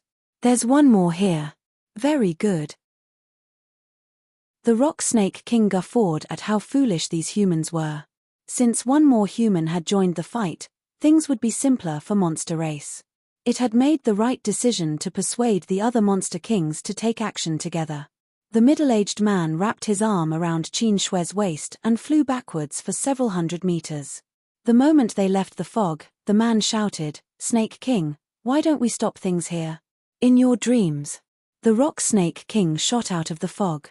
Although its figure was huge, it was extremely agile. The snake opened its mouth and hissed, "Since you dare make a move, don't even think about leaving this place alive." "So be it." The middle-aged man put on a bitter smile. He knew that they couldn't settle the problem easily, but he still wanted to give it a try. As such, he wasn't disappointed when he failed. Then, he lifted his sword and surged his Emperor Qi before shouting, "I, Hu Qinghai and my wife will take responsibility for today's matter. It has nothing to do with anyone else. Please abide by the agreement, Monster Kings. Don't be fooled by any unscrupulous villain and risk ruining your futures." His voice traveled for quite a distance, and the Monster Kings, who were crossing the borders and approaching them, were startled for a moment, but they soon shrugged it off. Inside Great Feather Pavilion, the second-order elder sighed. He had already expected this kind of outcome when Hu Qinghai offered to go, but he was unable to stop him. The young woman cried, "Father, Mother." Just as she was about to dash forward, the second-order elder tapped his hand on her head, and the young woman collapsed. "Take her inside," the elder ordered. Some senior sisters who were close to her carried her and entered the pavilion. Several second-order elders looked in the battlefield's direction and sighed. "I'm afraid this issue will be hard to settle. Since we're here, Great Feather Pavilion will be safe. The monster kings won't have the guts to attack us. I'm worried today's incident will affect the current affairs in the myriad monsters world. If the monster race members turn hostile against the humans as a whole, we will be held responsible. We have to inform the High Heaven Palace about this and ask them to help settle this issue. Do we just let Qinghai and Qin Shui fight on their own? There are monster emperors in the myriad monsters world. If we make a move, those monster emperors won't stay silent and do nothing. Unless we're ready to fight the entire monster race, we mustn't act rashly." Someone let out a long sigh. They were powerless to solve this crisis. After all, they were only second-order open heaven realm masters, so they were not powerful enough to suppress all the monster race members in the myriad monsters world. It was a pity that two bright disciples were in trouble. Both Hu Qinghai and Qin Shui had the potential to directly ascend to the fifth order. They had already condensed their Dao seals and just had to keep cultivating for another century or two before making that final breakthrough. Although the elders were frustrated, they were unable to stop it. They were aware of Qin Shui's relationship with the Leopard King. Since the Leopard King was attempting a breakthrough, it was only natural that Qin Shui would stand up for it. On the battlefield, Hu Qinghai and Qin Shui joined forces and finally suppressed the Rock Snake King. However, they were not one bit pleased, for they could feel the streams of powerful monster qi approaching. "I'm sorry for dragging you into this, husband," Qin Shui sent a divine sense transmission apologetically. Hu Qinghai chuckled as he replied, "What are you saying? Since we're married, we will live and die together, there's nothing for you to apologize about. Moreover, this matter is not irresolvable." "Husband, you mean?" Hu Qinghai shifted his attention to the shadow leopard. "If Leopard King successfully breaks through, it will be able to protect us." Qin Shui's eyes brightened. Earlier, she was too anxious to realize this. Upon her husband's reminder though, she finally understood they were not in a hopeless situation. Indeed, if the shadow leopard could achieve a breakthrough and become a monster emperor, it would be able to save them. Following a flash of lightning, a gigantic figure appeared in the sky and let out a high-pitched caw. Thick monster qi was approaching fast from the sky. Hu Qinghai's expression changed as he looked up and saw a huge figure descending. Iron Wing Eagle King. It would take most monster kings some time to arrive, but the Iron Wing Eagle King could move swiftly, so it naturally appeared sooner than the others. Seeing that the Rock Snake King was besieged, the eagle swooped down to lend its aid. The two Emperor Realm Masters had lost their advantage since they had to deal with two Monster Kings now. The Rock Snake King sneered, "You've come at the right time, Eagle King. We'll eat these two humans together then kill that stupid leopard." Without responding to it, the Eagle King fiercely attacked the humans. Immediately, Qin Shui and her husband fell into a dangerous situation. During the intense battle, Qin Shui took a look at the shadow leopard and instantly felt a chill run up her spine. Martial Peak, Chapter 5611, Heavenly Tribulation. Since the Heavenly Tribulation started, bolts of lightning had never stopped striking down mercilessly at the spinning monster core. The flashes of lightning were the manifestation of the heaven's might, and they were horrifyingly destructive. Whenever lightning struck, it would form a new crack in the monster core. The shadow leopard continuously activated its power to repair its monster core, and as long as it could do so faster than the lightning could damage it, the beast would successfully achieve an ascension. Moreover, this kind of uninterrupted destruction and repair would purify and strengthen the monster core while it absorbed part of the power of the lightning. Usually, it wasn't too risky for a monster king to attempt to break through, only a bit more than an Emperor Realm Master trying to make it to the open heaven realm. As long as he had accumulated enough heritage, it wouldn't be hard for a monster king to succeed. Since the Lord of the Star Boundary left behind the primal art in the myriad monsters world back then, no monster king had failed to break through their limits. However, their strengths varied greatly after their breakthroughs. Nevertheless, the shadow leopard was different. Compared to the long years of accumulation the older generation monster kings possessed, it had only cultivated for a relatively short time. The shadow leopard managed to become a monster king after just several hundred years because it had devoured many other monster beasts. In doing so, it had offended many monster kings. Half of the rock snake king's offspring had been eaten by the shadow leopard, therefore, it was only natural that it hated the shadow leopard to its core. In just several hundred years, the shadow leopard grew from a little cub to a powerful monster king by devouring many others, which naturally resulted in its power being mixed with many others. The heavenly tribulation was a crisis, but also an opportunity. The flashes of lightning could dispel any impurities from its monster core, greatly strengthening its foundation and heritage. Any other monster king would have successfully achieved a breakthrough after such a long time. However, the shadow leopard was still making use of the heaven's power to purify its strength. It already had a high level of sentience, so it knew that this was a rare opportunity.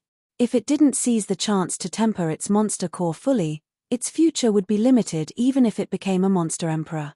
Bolts of lightning continued to strike and form even more cracks in the monster core, indicating that it had already reached its limit. But limits were meant to be broken through. The shadow leopard was ambitious, so it wasn't content with only becoming a weak monster emperor in the myriad monsters world. Perhaps it had something to do with the fact that it had been friends with Qin Shui for years, but it had learned from her that there were extremely powerful humans. Even the current monster emperors were no match for those 7th order, 8th order, and 9th order human masters. The moment Qin Shui turned her head, she saw the monster core was full of cracks and that some lightning whirled around it. It seemed to her that the monster core would shatter at any moment, which was why she was anxious. More importantly, the shadow leopard appeared to be running out of power. Unlike how upstanding its figure was when the heavenly tribulation started, it had now crouched down. Under heaven's power, even the hardest backbone would shatter eventually. "That's enough, Leopard King," Qin Shui exclaimed.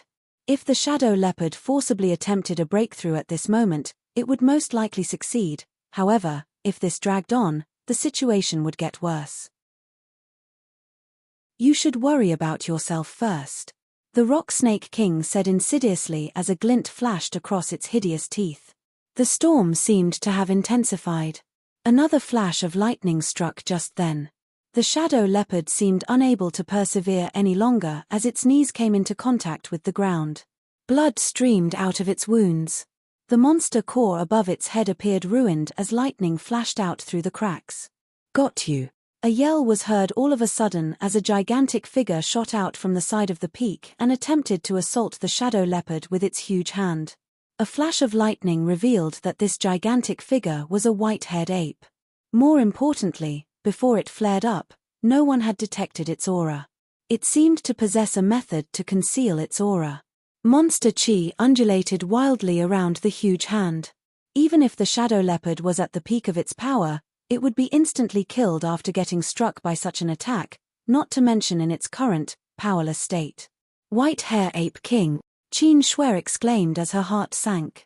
Just like the Rock Snake King, the White Hair Ape King's territory was adjacent to the shadow leopards. Since they were neighbors, conflicts were inevitable. While a lot of the Rock Snake King's offspring had been eaten by the shadow leopard, the same thing had happened to the White Hair Ape King. Since the Snake King had appeared, there was no way the White Hair Ape King would stay put. However, the Ape King had been hiding in the dark and waiting for a suitable chance, so it was even more insidious than the Rock Snake King. Following the bolt of lightning earlier, the shadow leopard's aura plunged. As such, the White Hair Ape King instantly appeared as it felt it was the best chance to make a move. Its strong hand struck the shadow leopard dead on, but the latter's skull was not shattered, nor was there any blood at all. The huge hand simply slipped through the shadow leopard's skull directly. At that moment, the shadow leopard seemed to be just an illusory figure. "Huh!" The White Hair Ape King's human-like face appeared doubtful, but before it could figure out what happened, it met the shadow leopard's amber eyes, which were tinged with mockery. "A trap," The white hare ape king's heart was filled with trepidation. Although he had no idea what kind of divine ability the shadow leopard had used just now, the latter must have hidden it for such a moment. Both monster kings were so close they could feel each other's breath. The shadow leopard's aura appeared weak just moments ago, but now it surged all of a sudden. Its sharp claws accurately ripped open the white hare ape king's abdomen, causing blood to splash out wildly. Under normal circumstances, it wouldn't have been possible for the shadow leopard to kill the white hare ape king in such a way, not to mention that it was exhausted. However, the white hare ape king thought that the shadow leopard was doomed, so it had put down all its defenses when assaulting the latter. That was how the shadow leopard succeeded in one blow. A single moment was long enough to determine the white hare ape king's fate. The instant the shadow leopard retracted its claws, a fist-sized monster claw was pulled out. Without hesitation, the shadow leopard stuffed the monster claw into its mouth and gulped it down. The white hare ape king wasn't dead yet, but since its monster claw was lost, around 90% of its cultivation was gone for good. Nonetheless, it was a monster race member, so it had intrepid vitality. If it could escape and spend some time recuperating, it might just survive. However, it would take a very long time for it to become a monster king again, if that was even possible. Catcher, star. Another bolt of lightning struck. The white hare ape king's face filled with terror. The shadow leopard didn't have the spare time to finish its opponent off, but the ape king couldn't possibly resist the heavenly tribulation in its current state. As lightning hit the ape king, it exploded and turned into ash. The shadow leopard was at the most critical moment of its ascension, and it was initially running out of power, but after it devoured a monster king's monster core, its power had been significantly replenished. Some of the monster core's power was of course wasted since the shadow leopard didn't have time to absorb it properly. Nevertheless, it was the last of the beast's concerns. Presently, it surged its monster chi to repair its monster core, healing the old cracks just as more were formed under the heavenly tribulation. The shadow leopard knew that if this dragged on, it would lose its life, so without hesitation, it swallowed the monster core in front of it. At that instant, lightning swirled around its figure. Beams of lightning were seen shooting out of its wounds, making it look like a lightning leopard. Not enough. It's still not enough. The shadow leopard roared as its amber eyes had been dyed red. It turned its head and glared at the two nearby monster kings who were fighting with the two Emperor Realm Masters. Both the Rock Snake King and Iron Wing Eagle King shuddered when they met the shadow leopard's gaze. They were already flabbergasted by the white hare ape king's death. They initially thought that the shadow leopard was doomed, so it stunned them when they realized the latter had been concealing its power. The divine ability that helped its figure turn illusory didn't seem like something a monster race member could master.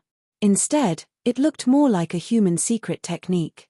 The white hare ape king could never have expected that it would be killed in such a way. Presently, the two monster kings were shaken to the core since the shadow leopard had targeted them. Snake King, many thanks for everything that has happened today. I must give you something in return. The moment the shadow leopard finished speaking, it disappeared from the peak. Damn! The Rock Snake King secretly cursed. If it had known this would be the outcome, it wouldn't have tried to interrupt the shadow leopard's breakthrough today.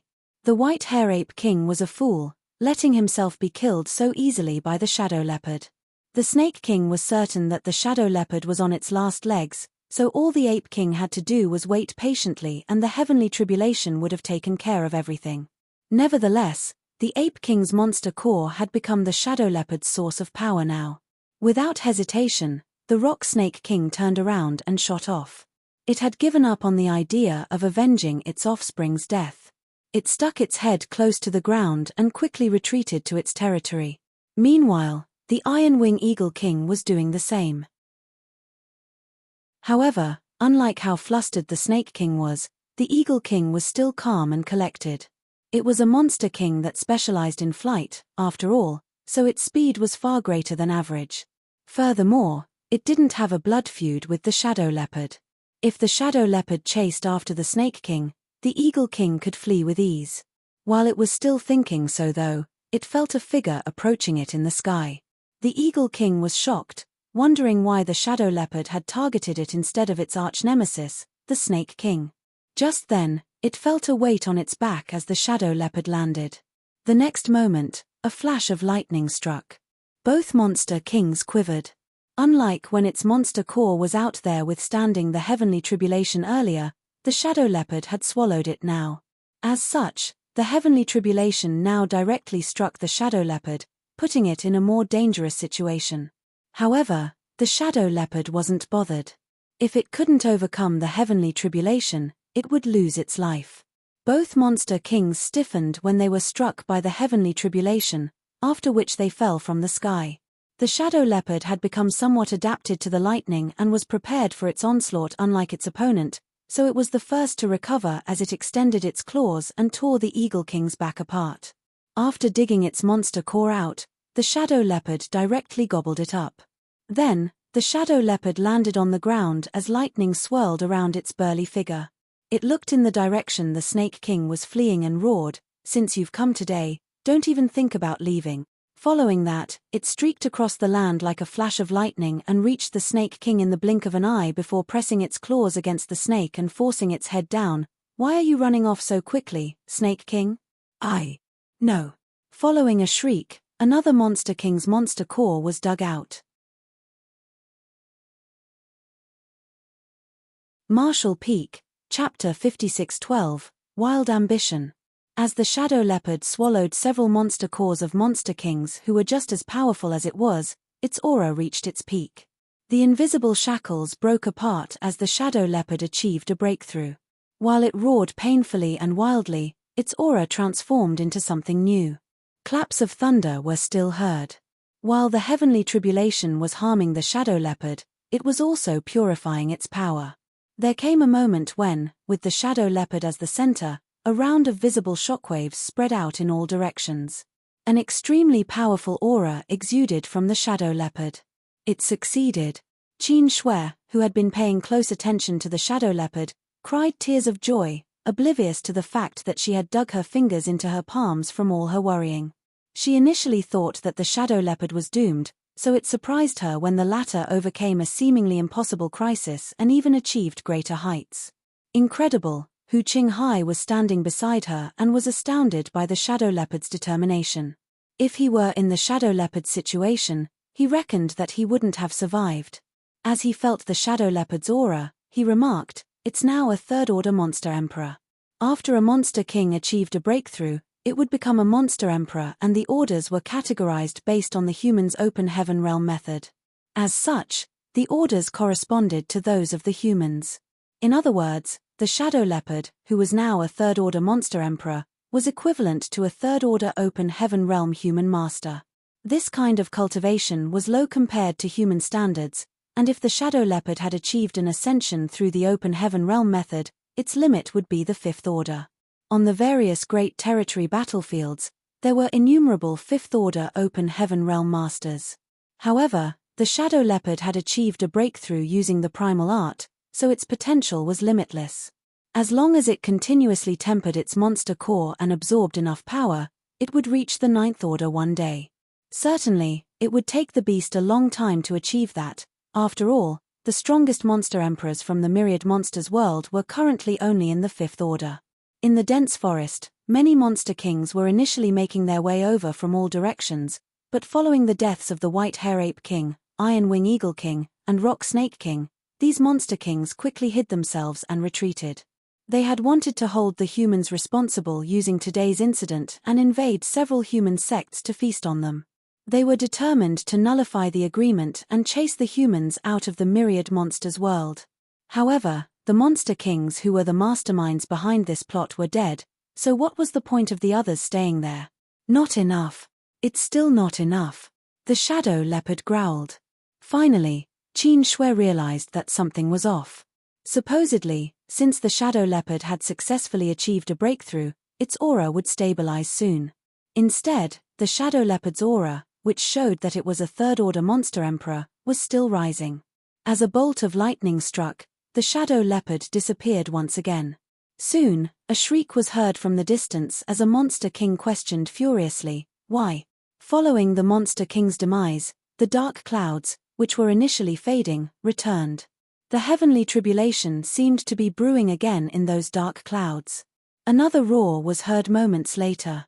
The originally quiet forest became clamorous as though a handful of salt had been thrown into a frying pan full of hot oil. These monster kings seemed to have detected danger, so they stopped hiding and madly surged their powers to retreat to their territories as quickly as possible. A monster king growled, "Leopard King, since you've become a monster emperor, why do you still want to kill us ruthlessly?" The shadow leopard didn't answer the question as it focused on killing and devouring. Qin Shui's face turned pale again as she looked up at the increasingly thick dark clouds and the flashes of lightning. What is it trying to do? The heavenly tribulation was supposedly over, and the shadow leopard had become the leopard emperor. However, it was still hunting those monster kings down. It didn't seem to have the intention of letting them off. Although the shadow leopard had just achieved an ascension, the difference in power between a monster emperor and a monster king was unimaginably huge, not to mention that the leopard emperor was still withstanding the bolts of lightning. As the heavenly tribulation struck randomly and with enough strength to harm the leopard emperor, these monster kings were unable to bear the fallout. The auras of these powerful monster kings subsequently disappeared, and in the blink of an eye, 4 or 5 monster kings had been killed. The shadow leopard was dexterous to begin with, and now that it had become a monster emperor, it could move even faster. From a bird's-eye view, one could see a leopard moving across the land like a flash of lightning. The shadow leopard was badly injured, but it had never felt more alive than it did today. It knew that it had made the right decision. The third-order monster emperor realm wasn't the end of its ascension this time. Hu Qinghai was dumbfounded, but he soon recalled something. Great Emperor. What? Qin Shui was startled for a moment before coming to her senses.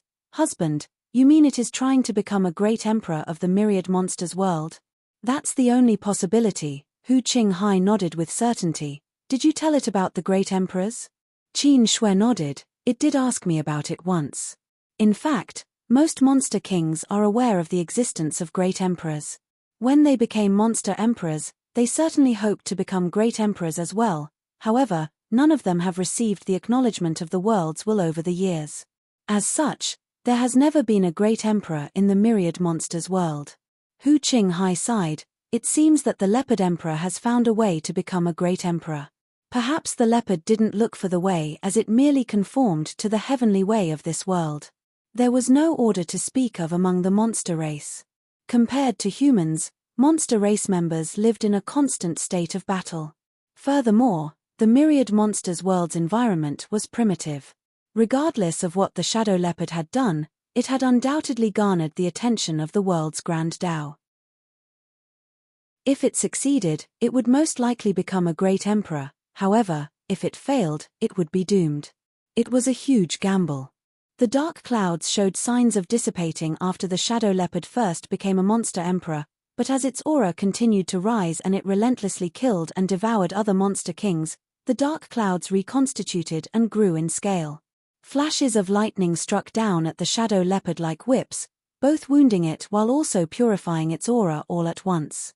The shadow leopard, which was originally a third-order monster emperor, was about to break through to the fourth order. As such, it became increasingly easy for it to kill other monster kings. A monster king that looked like a fox had returned to its territory and withdrawn its aura. While hiding in its den, it shuddered. However, the next moment, the earth was lifted off as a figure with lightning whirling around it appeared above the fox's head. Its eyes were like 2 blood moons as it glared at the fox. A monster. The fox spoke in human language with anxiety. Its voice was soft and demure, so one could imagine that if the fox assumed human form, it would be a seductive woman. Its mind had turned blank at the most critical moment, so it could only muster such a response. Damn you, Leopard Emperor! You demon! The shadow leopard yanked the fox out of the den and opened its bloody maw to devour its prey. Leopard Emperor, stop! A growl that sounded like it came from a hefty beast was heard at that moment. In the distance, a gigantic figure rushed over and landed in front of the shadow leopard. It was a monster with an ox head and a human body. The 2 horns on its head made it look intimidating, and scorching breath was seen puffing out from its nostrils. Given its power, it was already able to assume a full human form, Nevertheless, it seemed too lazy to do so and only took a half-human form to move around more easily. "Save me, sir," the fox exclaimed. "You're finally here." The shadow leopard directly stuffed the fox into its mouth and chewed it as blood spilled through its teeth. There was no doubt the beast was cruel and merciless, its eyes appearing nonchalant, as though it had just killed an ordinary monster beast instead of a powerful monster king. Bolts of lightning continued to hit the shadow leopard, which made it quiver. The ox-head monster emperor was both shocked and furious as he roared, "You dare!" The fox was the ox's favorite concubine, as it knew many tricks to infuse some fun into its boring life. The ox was shocked to see the fox being killed right before its eyes. The shadow leopard's voice sounded like a sneer. "So what if I've killed her?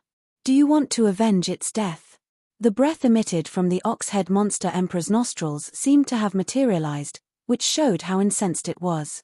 Nevertheless, it forced itself to calm down and nodded. "Leopard Emperor, since you're also a monster emperor now, you should comply with the rules in this world and mustn't kill monster kings as you please." No one had set such rules, but a tacit agreement had been passed down over the generations. The ox-head monster emperor initially thought that since it had personally shown up to deal with the matter, the shadow leopard would give it some face, but much to its surprise, the shadow leopard didn't show any regard for it at all. If the shadow leopard were any other monster emperor, the ox-head monster emperor wouldn't have let it off so easily. Monster race members loved fighting, after all, and it had been a monster emperor in the myriad monsters world for 300 years, so it wasn't afraid of anyone. However, the leopard emperor's aura showed that it was about to reach the fourth order, and heavenly lightning continued to strike it. As such, the ox-head monster emperor wasn't willing to get into a conflict with it. It hoped that the shadow leopard would be killed by the lightning. "Why don't you finish your heavenly tribulation first? We can talk after that." "Cut the crap. Do you think this emperor doesn't know that you're the one behind all this? That slut must have instigated you to do this as well. I was going to look for you anyway, but since you're here already, it saved me some trouble." "You wanted to look for me?" The ox-head monster emperor widened its eyes and looked at the shadow leopard in disbelief. The shadow leopard laughed cruelly. "Give me your monster core and I'll spare your life." The moment it finished speaking, it turned into a flash of light and charged towards the ox-head monster emperor. The heavenly tribulation still hadn't ceased, and the shadow leopard wasn't so foolish as to think that the other party would agree to its demand, so it struck first. The ox-head monster emperor was flabbergasted, for it never expected the crazy leopard to take action without even trying to negotiate. It now regretted coming here. As monster chi surged, both monster emperors engaged in battle, elevating the conflict beyond a mere brawl between monster kings. Monster emperors were already the most powerful beings in the myriad monsters world, so a life-and-death fight between the two could cause unimaginable damage. Mountains collapsed and rivers flowed in reverse. The heavenly tribulation intensified amidst the thunderstorm as claps of thunder seemed to be cheering on this battle. Marshall Peak, Chapter 56:13, Thunder Shadow. In the distance, Qin Shui and Hu Qinghai stood on the crown of a tree, pale as they circulated their emperor chi to fend off the after-effects of the battle. Although they had no idea whether the shadow leopard would win, its words made them realize that the ox-head monster emperor was the culprit behind the incident tonight. In the myriad monsters world, not all monster race members were willing to comply with the agreement. Some of them believed that the myriad monsters world belonged to the monster race, and as such, all the humans should be killed or become their food. Despite having such thoughts, they wouldn't dare to do anything to directly break the agreement. The ox-head monster emperor was a leader among this faction of the monster race. It had expressed its hostility against the human race on many occasions, and the sects run by the humans in its territory had an especially hard time. The disciples from these sects would even disappear from time to time. Although it didn't dare to brazenly target the humans, the disciples of those sects could never collect herbs from the forests as easily as those from Great Feather Pavilion. The disciples in its territory didn't have the guts to move far away from their sects as they were worried they wouldn't be able to return. Similarly, there were several monster emperors who shared the same sentiment as the ox-head monster emperor, but most never showed their intentions explicitly. Upon hearing Shadow Leopard's words, Qin Shui and her husband were certain that the Ox-Head Monster Emperor was the mastermind behind this incident. Qin Shui and Shadow Leopard had been close friends for hundreds of years, which was no secret. As Shadow Leopard went through the heavenly tribulation that night, Rock Snake King and White Hair Ape King, who were on bad terms with it, would make a move. There was no way Qin Shui would sit back and do nothing. Once she decided to meddle though, it was no different from destroying the agreement. As such, there wouldn't be a problem for those of the monster race to flare up and retaliate. It was hard to imagine that a monster race member could come up with such a vicious plan. After all, the Ox-Head Monster Emperor looked like a forthright being. Nevertheless, monster emperors were no less intelligent than humans. Everywhere in the myriad monsters world, some monster race members were secretly paying close attention to the battle between these two monster emperors. They were not monster kings, who were unable to have a hand in the battle between two monster emperors. Those who could watch this fight were all monster emperors in the myriad monsters world. This single breakthrough had affected the entire myriad monsters world. Qin Shui was worried that if Shadow Leopard lost the fight, the myriad monsters world would descend into turmoil. She wasn't certain if Shadow Leopard would win. Although its aura suggested that it was only one step away from becoming a fourth-order monster emperor, it was badly injured because of the heavenly tribulation. Moreover, it had just achieved a breakthrough, so no one knew how much of its power it could utilize. On the other hand, even though the Ox-Head Monster Emperor was only a third-order monster emperor as well, it had been 300 years since it entered that realm. Not only did it have ample heritage, it was also steady and obstinate. There was no doubt it was a formidable opponent for Shadow Leopard. Shadow Leopard's growls and Ox-Head Monster Emperor's bellows reverberated across the sky. These two gigantic figures crashed into the ground, causing a radius of 10,000 kilometers around them to tremble. Lightning continued to strike Shadow Leopard, increasing its wounds. Presently, it was fighting against the heavens and a monster emperor, making this the greatest crisis it had ever faced. However, it was the Ox-Head Monster Emperor who felt increasingly terrified. Although the heavenly tribulation mainly struck Shadow Leopard, its fallout was giving the Ox-Head Monster Emperor a hard time. Although it was a third-order monster emperor, such fallout was still deadly to it, and as more time passed, the impact would only become more pronounced. The Ox-Head Monster Emperor was also astonished that instead of plummeting, Shadow Leopard's aura continued to rise. "Just die already," Shadow Leopard roared. The Ox-Head Monster Emperor was both terrified and furious. It had already regretted making use of the Shadow Leopard's ascension to deal with the humans. Initially, it was worried that the stronger Open Heaven Realm Masters might intervene to ruin its plan, but it never crossed its mind that before it could even carry out its plot, it would be destroyed by Shadow Leopard. Another bolt of lightning struck, as though responding to Shadow Leopard's roar.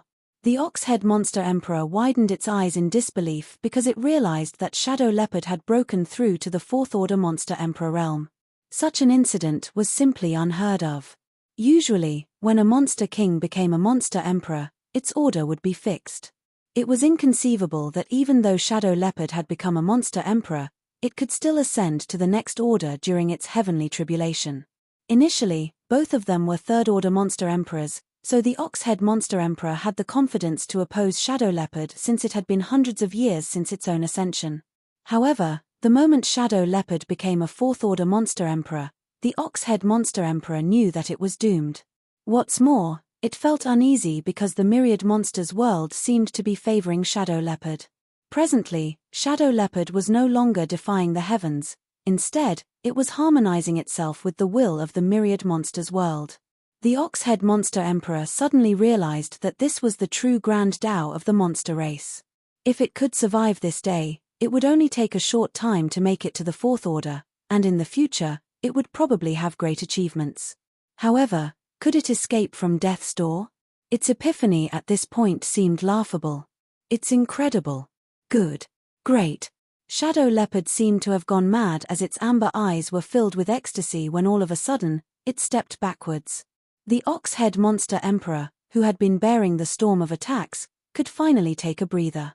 Although it had no idea why Shadow Leopard suddenly retreated, it did not question this unexpected reprieve.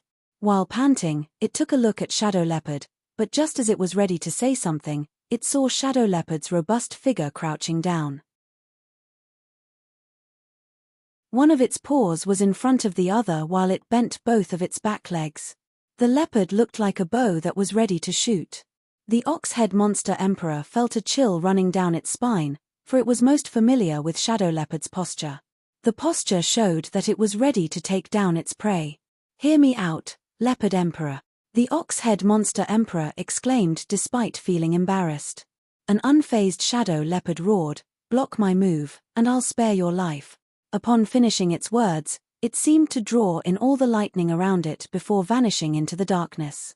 However, the ox-head monster emperor wasn't elated at all as it felt the aura of death coming right at it. Faced with the leopard's glare, it involuntarily stiffened. As the lightning struck, the Shadow Leopard's figure was illuminated. It leaped into the air and pounced on the ox-head monster emperor. As it opened its hideous maw, lightning flickered in it. It was as though the leopard had bolts of lightning in its mouth. Thunder bite. Following a flash of lightning, a low shriek was heard reverberating across the myriad monsters' world. Upon hearing the shriek, all monster race members shuddered and remained silent in their dens. A powerful aura died out in the next instant. It had been 800 years since the myriad monsters' world opened up to the outside world, but the ox-head monster emperor was the first monster emperor to pass away on it. Following the use of Thunderbite, the ox-head monster emperor didn't even have the strength to counterattack. It stiffened after the lightning struck its figure. Shadow Leopard bit its neck and dug out its monster core before gulping it down. A third-order monster emperor's monster core was quite nourishing to the leopard. The heavenly tribulation seemed to have become more violent at that moment as 9 lightning columns struck consecutively. The peak where Shadow Leopard was located became a valley upon impact. It felt as if only an instant had passed, but simultaneously like a million years had gone by.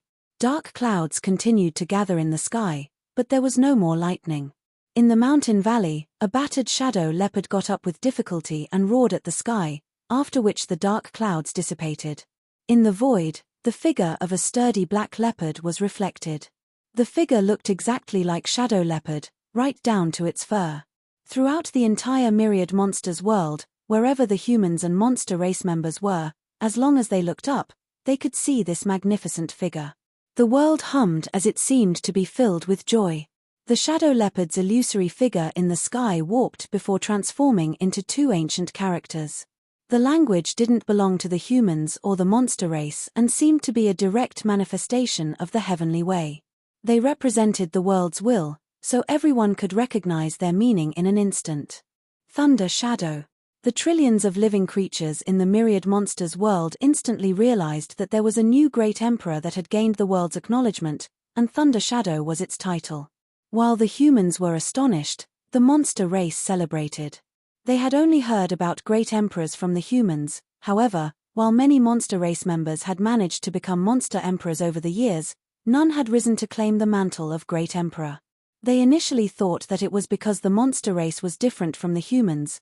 After all, the heavenly way in this era favored humans while the monster race was only the darling of the previous era.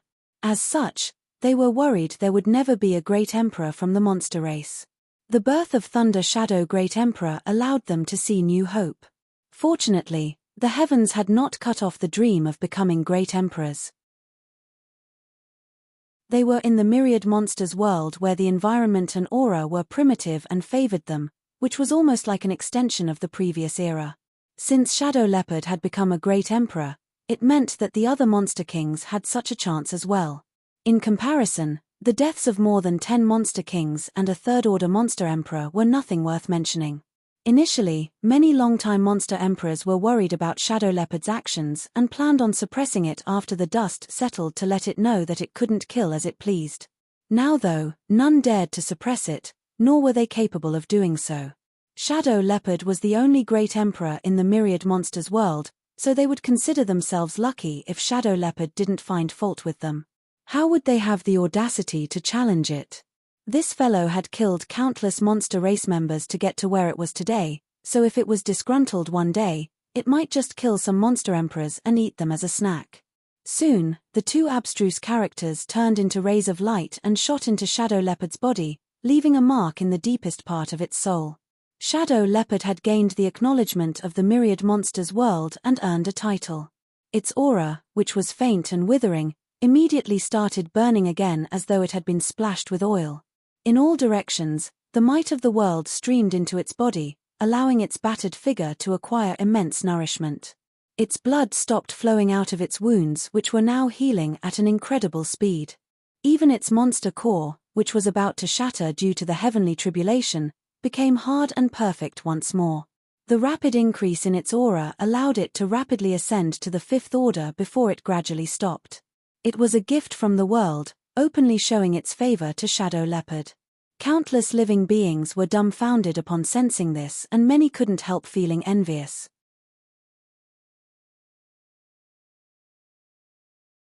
Marshall Peak, Chapter 56:14, Congratulations from all around. The One-Legged Ox Clan offers congratulations to Thunder Shadow Great Emperor. From now on, you will be our leader, and we will always obey your command. A loud voice was heard coming from the southwest. It was a monster king from the Ox-Head Monster Emperor's clan who was expressing his loyalty. Since their clan's monster emperor was killed, there was supposed to be a blood feud between them. However, to the monster race, strength mattered above all else, so the dead monster emperor no longer mattered. The Ice Frog clan congratulates Thunder Shadow Great Emperor. May you reign over the myriad monsters world for generations to come. A croak was heard coming from the northeast. The Snow Mink clan congratulates Thunder Shadow Great Emperor. It was from the southeast this time. One by one, monster emperors and monster kings raised their voices.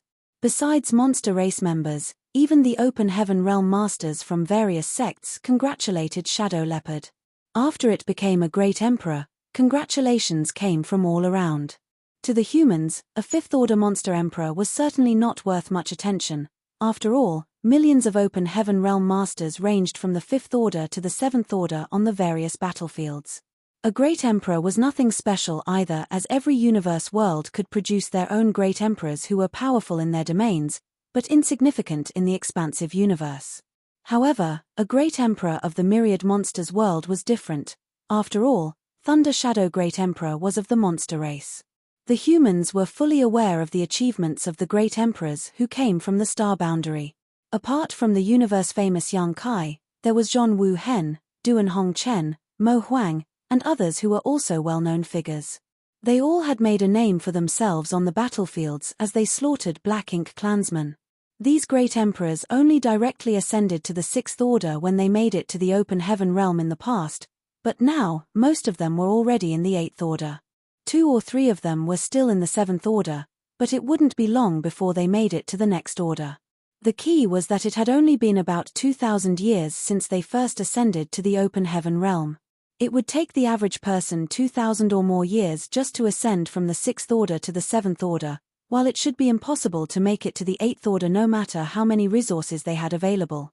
After all, it took time to refine resources too.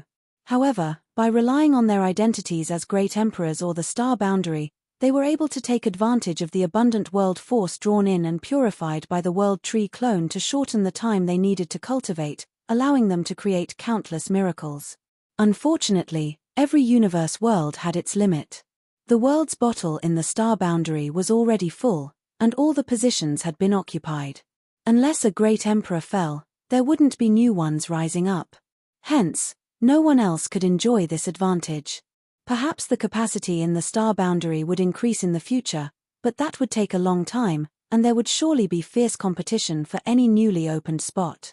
In the beginning, the world's bottle of the star boundary could only accommodate 10 great emperors, but that number had expanded to 12 now. Apart from the star boundary though, there was also the myriad monsters world. The first great emperor from the monster race was born in the myriad monsters world today. Although it was currently only a fifth-order monster emperor, everyone knew the monster emperor titled Thunder Shadow would be able to grow in power at an unimaginable pace. If the Shadow Leopard had used the Open Heaven Realm method to achieve its ascension, its limit would be the seventh order since it was now in the fifth order. However, it had achieved a breakthrough by relying on the primal art. As such, it had a chance to make it to the eighth order or even the ninth order. Once it became a ninth-order monster emperor, given how fierce the monster race was, perhaps no human ninth-order open heaven realm master would be a match for it. Certainly, the humans wouldn't dare to disregard such a rising star, not to mention that it was the only great emperor in the myriad monsters world for now. In other words, the entire universe world was its territory. Since the humans wanted to make a living in this world, they had to give face to the shadow leopard. At that instant, many people shifted their attention to the Great Feather Pavilion. They were aware the great emperor was good friends with a woman from the Great Feather Pavilion. It was a well-known fact that it was hard to get along with the monster race, but they reckoned that they could try approaching those from the Great Feather Pavilion. As long as they could strike up a relationship with Thunder Shadow Great Emperor through Great Feather Pavilion, that would be beneficial to their sects. Currently, the sects found in the myriad monsters world were all smaller great forces. The truly powerful great forces of the 3,000 worlds had already settled down in the star boundary. The disciples from these smaller great forces wouldn't dare to ignore a great emperor's influence. This was destined to be a restless night. The great forces started planning on how to establish ties with Great Feather Pavilion. Although Great Feather Pavilion was ordinary, it was now the center of attention in the entire myriad monsters world. Since the sky was now clear, stars shone down brilliantly at this moment. The heavenly tribulation was over as the dark clouds had dissipated. However, Thunder Shadow Great Emperor had fallen into a deep slumber. It was exhausted from all the battles, not to mention that it had to go against the heavenly tribulation at the same time. Although it had become the fifth-order monster emperor, its body and soul were now quite weary. Just then, two figures came over. They were Qin Shui and her husband, who had been paying close attention to the shadow leopard. When they heard its loud snoring from a distance, they were startled, but after exchanging glances, they were torn between tears and laughter. While the myriad monsters world experienced a paradigm shift, the one who caused everything was flopped onto its belly, snoring away peacefully, leaving them quite speechless. Please go back first, husband. Don't let Shuang'er and the others worry about us. Qin Shui sent him a divine sense transmission. I'll stay here and take care of it. Hu Qinghai nodded. Good. There wasn't a need to say anything else.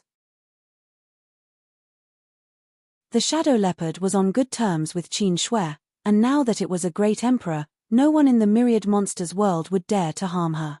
After Hu Qinghai left, Qin Shui walked over lightly and took a seat beside the shadow leopard. As she ran her fingers through its smooth fur, she couldn't help but recall the first time she met the shadow leopard several hundred years ago. It never crossed her mind that the little cub from back then would grow up to be so powerful one day. She decided to hurry up and break through to the open heaven realm to catch up to it. As for the agreement between the two races, there was no need to worry about it.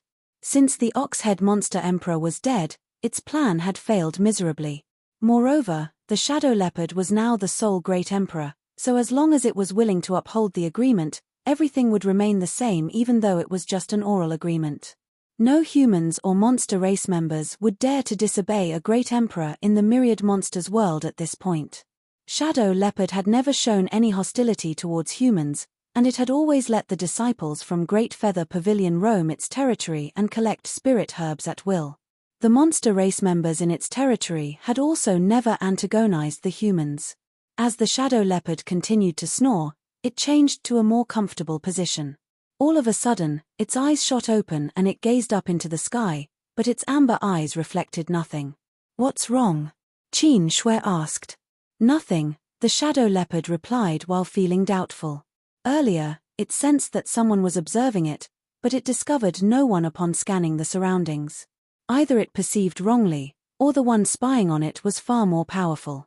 It was a monster beast with a sensitive perception, so the former was unlikely, hence, the person lurking in the shadows must be significantly more powerful than it. It reckoned that the person was either a 7th order or 8th order human master, as only such a formidable being could hide its presence so completely. Nevertheless, it wasn't worried because it didn't detect any hostility from this gaze. The other side was merely examining it. As such, it closed its eyes again and dozed off. Up in the sky, Yang Kai looked down with a faint smile. It seemed that his monster self indeed had sharp senses. It had been 500 years since he built a cave mansion in the World Tree clone in the star boundary to enter secluded cultivation. Over the years, he had been refining all sorts of resources to strengthen the heritage of his small universe and had gained a lot. If not for a sense of danger suddenly washing over him one night, he wouldn't have stopped cultivating and exited retreat. Since he was only cultivating inside the World Tree, he naturally wouldn't fall into danger. The feeling he had suggested that either his human self or monster self was in peril. The two soul clones were independent beings who didn't even know of their connection to the true body's existence. However, they were still closely related to him. After pondering for a moment, Yang Kai concluded that his human self was likely fine, so he immediately left the star boundary and headed to the myriad monsters world. Given his strength, it only took him 2 hours to travel from the star boundary to the myriad monsters world. Upon his arrival, he saw the shadow leopard facing its heavenly tribulation. Although he was mentally prepared, Yang Kai was still shocked by shadow leopard's cultivation speed. It only took shadow leopard 500 years to grow from a little cub to a monster emperor. The average monster race member could never have achieved this. Although monster race members were powerful, their cultivation rate was innately slower compared to that of humans. It usually took them a long time for them to reach the same relative realm as their human counterparts, though they were usually more powerful as a result. It was for this reason that many monster race members assumed human form early on and gave up on refining their monster cores through the primal art. Nevertheless, the shadow leopard's achievements went against common sense. Its cultivation speed was even quicker than that of talented humans. When shadow leopard came across Qin Shui back then, it was only 2 years old. At that time, Qin Shui was already in the separation and reunion boundary, but now it was a great emperor while Qin Shui had only condensed her Dao seal. Although Qin Shui's cultivation speed wasn't considered fast among the humans, it wasn't slow by any means. The shadow leopard's growth had broken all rules and conventions. Even some human prodigies paled compared to the shadow leopard when it came to their cultivation speed. Certainly, this wasn't solely due to the shadow leopard's capabilities. It was thanks to an amazing secret art named the Heaven-Devouring Bloodlight Scripture. It was the combination of the Heaven-Devouring Battle Law and Grand Evolution Immortal Bloodlight Scripture. Yang Kai had cultivated both secret arts before, and given that he was an 8th Order master now, it wasn't hard for him to combine these heaven-defying secret arts and devise a new one. The secret art was specifically prepared for his monster self. When he split his soul to create his monster self back then, Yang Kai imprinted this secret art into Shadow Leopard's petite figure, turning it into its own innate secret art. That was the reason Shadow Leopard had been making enemies everywhere over the years. To cultivate the heaven-devouring bloodlight scripture, it had to kill and gobble up the physiques and monster cores of other monster beasts to strengthen itself. Now, it seemed that Shadow Leopard had done a great job.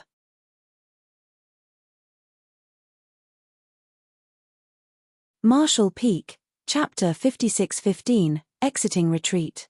Yang Kai had traveled far and wide since he started cultivating and considered himself quite knowledgeable, but the heaven-devouring battle law was still the most profound and powerful secret art he had ever encountered. This wasn't a surprise though, seeing how it was deduced by the martial ancestor most skilled at creating secret arts and techniques, Sure. Even the core secret arts used by the cave heavens and paradises paled in comparison to the heaven-devouring battle law. Of course, it also had obvious drawbacks. This secret art allowed a cultivator to devour anything and everything which possessed even the slightest bit of energy, embracing and consuming all of creation like how every river eventually flowed into the sea. However, a cultivator's body wasn't a sea and what was being devoured weren't rivers. Unbridled devouring of external power for oneself could help a cultivator gain a large amount of strength quickly, but having too many kinds of strength gathered in one's body was akin to drinking impurities which would affect one's mentality. Hence, this secret act could easily cause dissonance in one's cultivation.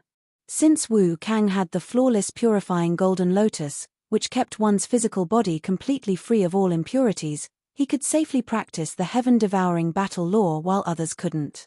Only one heaven-devouring great emperor had ever existed since ancient times for this exact reason. In truth, the ones who were the most suited to cultivate this secret art were the Stone Spirit clan members.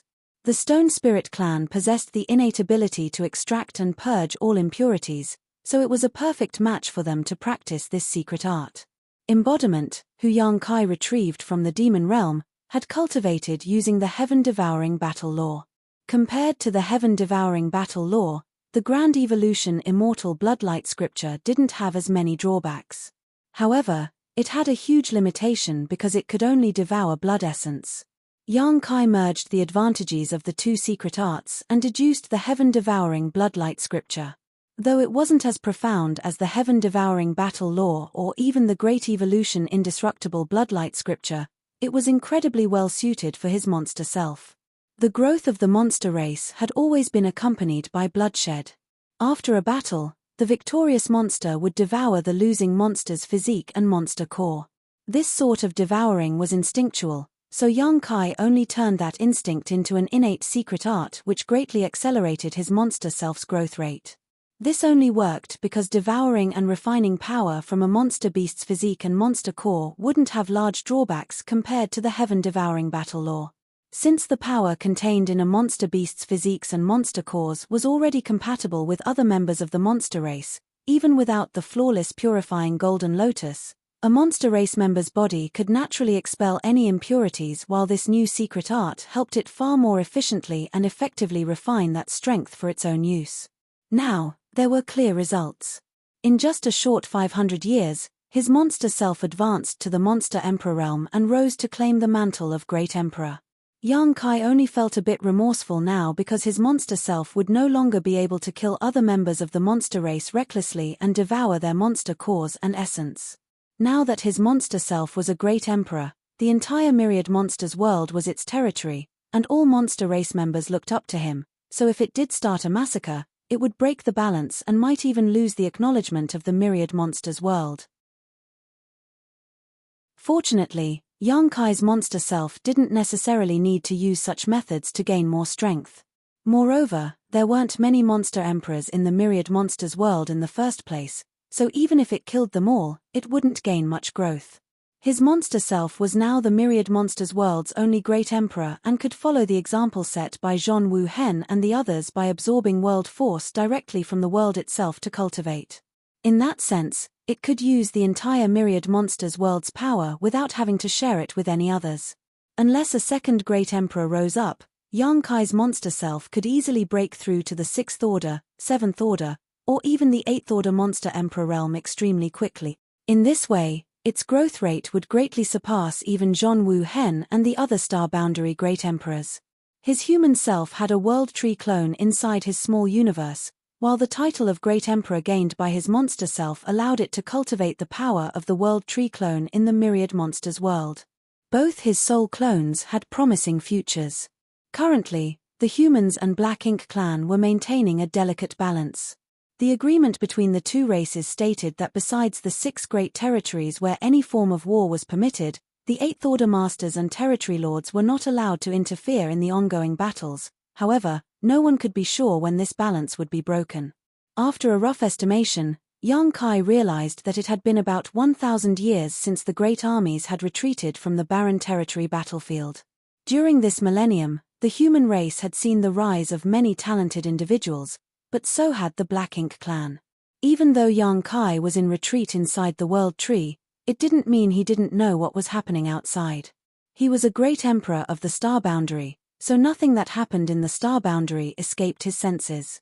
There were also reports coming in from the 13 battlefields, so Yang Kai knew the humans had gained several rising stars that shone brightly in each of the great territories.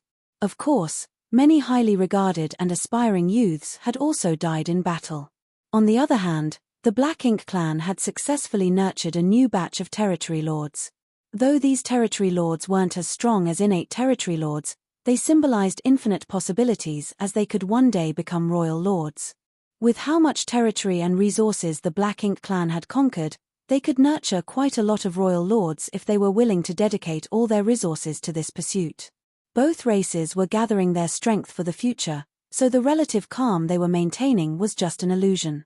Once one of the clans gained enough of an advantage to wipe the other out, the final battle would commence. How long would that take? 2,000 years? 3,000? No one could say for certain. However, Yang Kai knew that there wasn't much time left. Judging by the situation on the battlefields, the human race didn't have much of an advantage. Many aspiring individuals had directly broken through to the 6th Order and 7th Order Open Heaven realm, saving them a lot of cultivation time. However, these individuals still needed a long time to enhance their heritage before advancing to the 8th and 9th Order Open Heaven realms. On the other hand, with their black ink nests, though the Black Ink clan had to steadily rise up from the very weakest as well, they could still advance quicker than the humans. Therefore, it could be estimated that when a new 9th Order Open Heaven realm master appeared among the humans, the Black Ink clan would also see the birth of new royal lords. After returning to the star boundary, Yang Kai threw himself into his secluded cave mansion and started another round of cultivation. Years went by. Yang Kai had completely lost track of time, and his secluded cave mansion had slowly been covered in a thick layer of green leaves. Now, if passing Open Heaven realm masters didn't look closely, they would never notice that there was a tree cave here. A full 1,200 years later, the sealed-up cave mansion opened again, and Yang Kai emerged. After more than 1,000 years of seclusion, and adding on the time from before he was interrupted by his monster self's advancement, Yang Kai's retreat lasted for 1,700 years. This wasn't the longest time Yang Kai had ever spent cultivating. That distinction belonged to his stay in the temporal rivers inside the Great Sea Celestial Phenomenon, where from his perspective he had secluded himself for some 4,000 years. Since he had spent so much time in retreat though, Yang Kai had depleted all the resources he had gathered.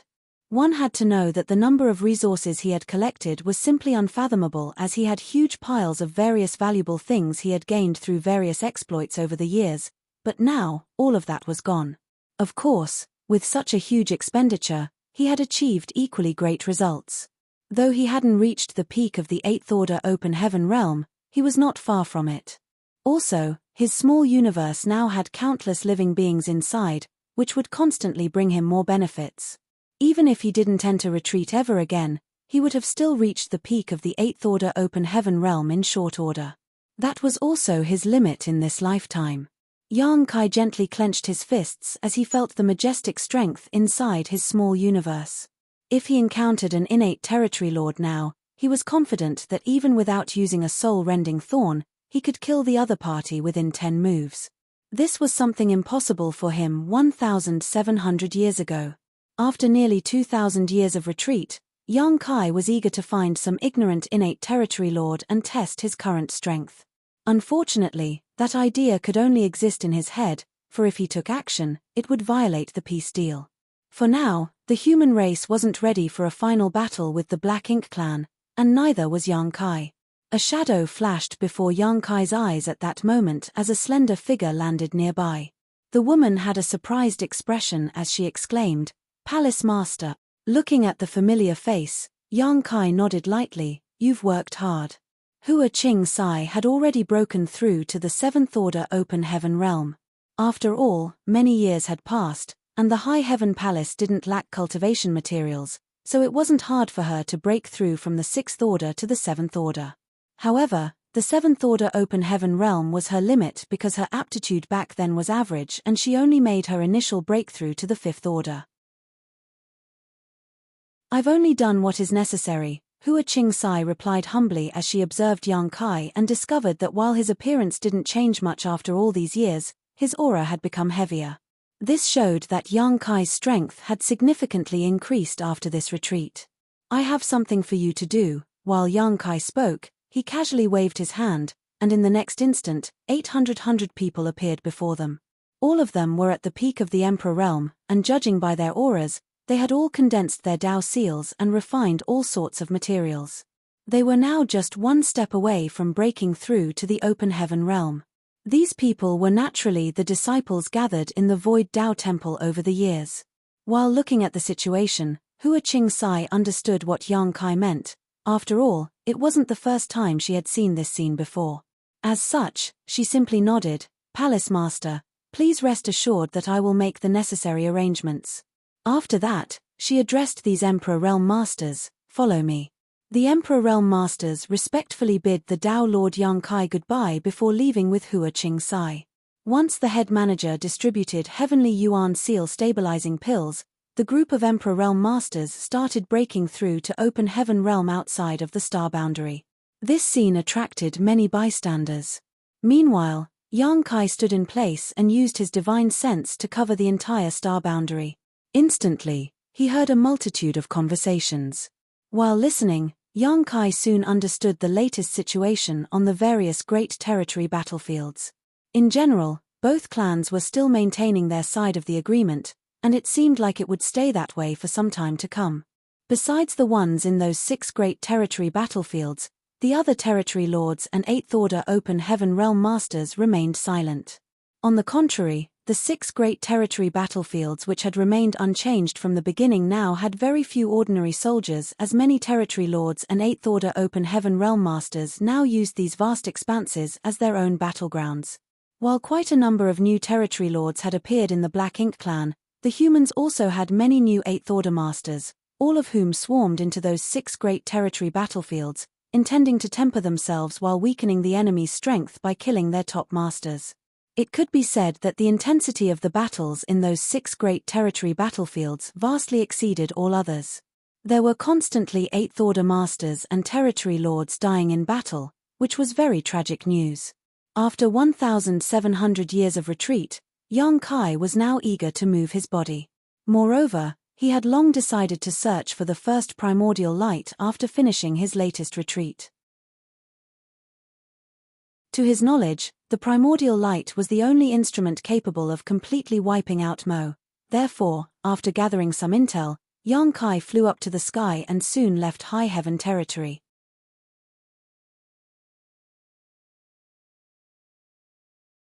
Marshall Peak, Chapter 5616, One Punch.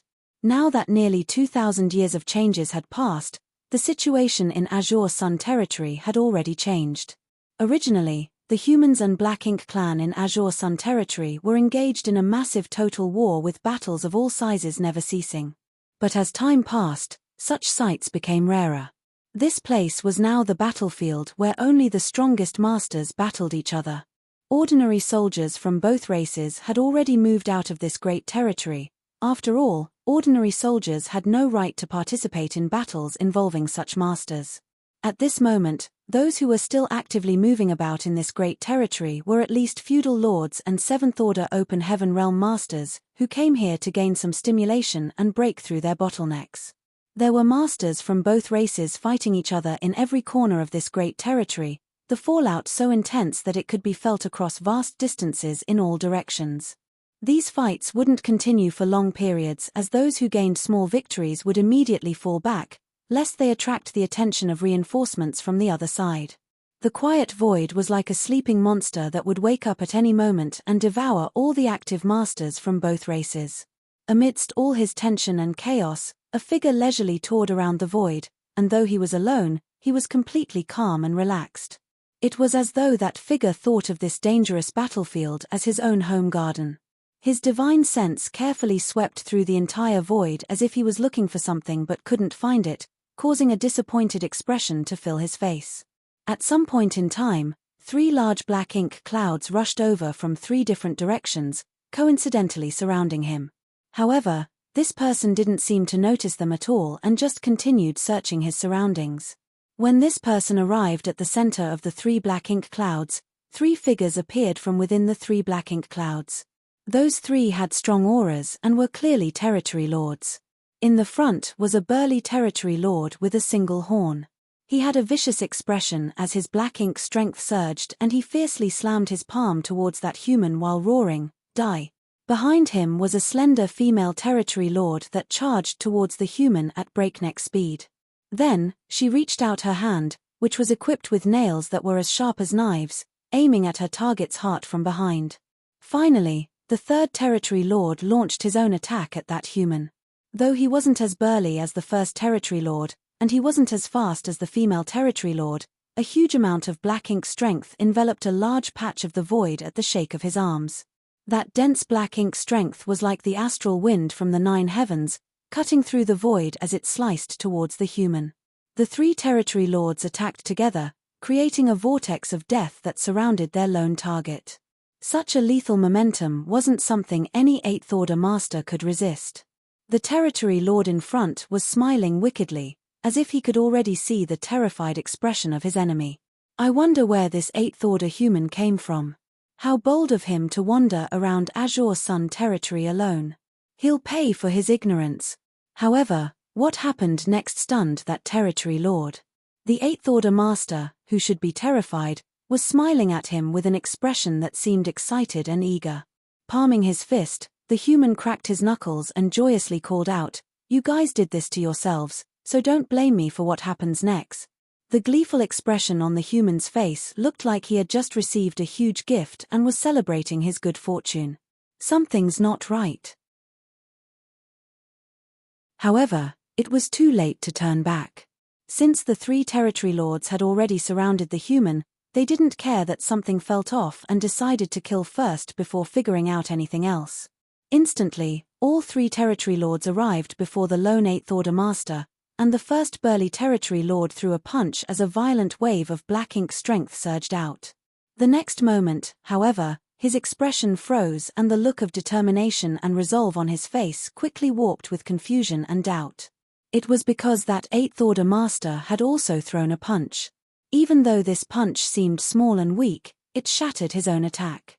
The burly territory lord clearly saw how the other party's fist seemed to vaporize his arm as it advanced towards him, an overwhelming strength surging behind it.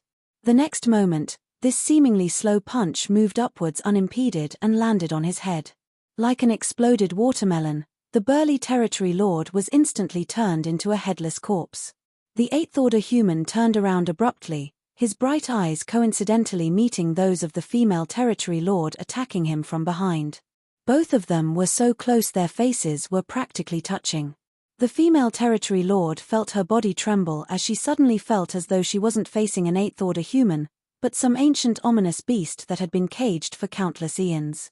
The shocking and terrifying murderous intent that radiated from this human gave the female territory lord chills as her heart continuously sank. In desperation, she gathered all her black ink strength at her fingertips as her nails turned black before striking at the human. To her astonishment though, rather than the feeling of her nails sinking into flesh, she felt a tight grip around her wrist, clearly indicating that the enemy had somehow caught her. A low whisper sounded from beside her ear, causing her heart to clench, "You're next." Suddenly, there was a sharp pain in her abdomen, followed by a violent energy that resembled a volcanic eruption exploding inside her. She felt like her enemy had punched through her body and completely broken her spine. The violent energy then surged out and attacked her strong body, and in less than a breath's time, the female territory lord exploded into a mist of blood. It was only after the death of the first two territory lords that the violent black ink strength wave created by the third territory lord reached its target. This was supposed to be a powerful secret technique that could create an optimum battleground for his two companions, but now, it was what saved the third territory lord. Seeing his two companions being decapitated and exploded by a single attack each from the mysterious human before him, the third territory lord didn't dare to remain any longer. In a state of utter shock, the third territory lord instinctually tried to escape, but the space around him warped, instantly giving him an illusion that it was being stretched out infinitely. No matter how hard he tried, he couldn't move from the spot where he stood. At that moment, a figure shot out of the rolling black ink strength, splitting the black ink cloud apart before arriving in front of the third territory lord in the blink of an eye. Then, the human casually reached out and easily grabbed the territory lord's neck like he was picking up a chicken, tilting his head as he wondered aloud, "You guys are so weak." Weak. When the remaining territory lord heard that comment, he didn't know what to say. Are we weak? Since they were territory lords, of course, they weren't weak.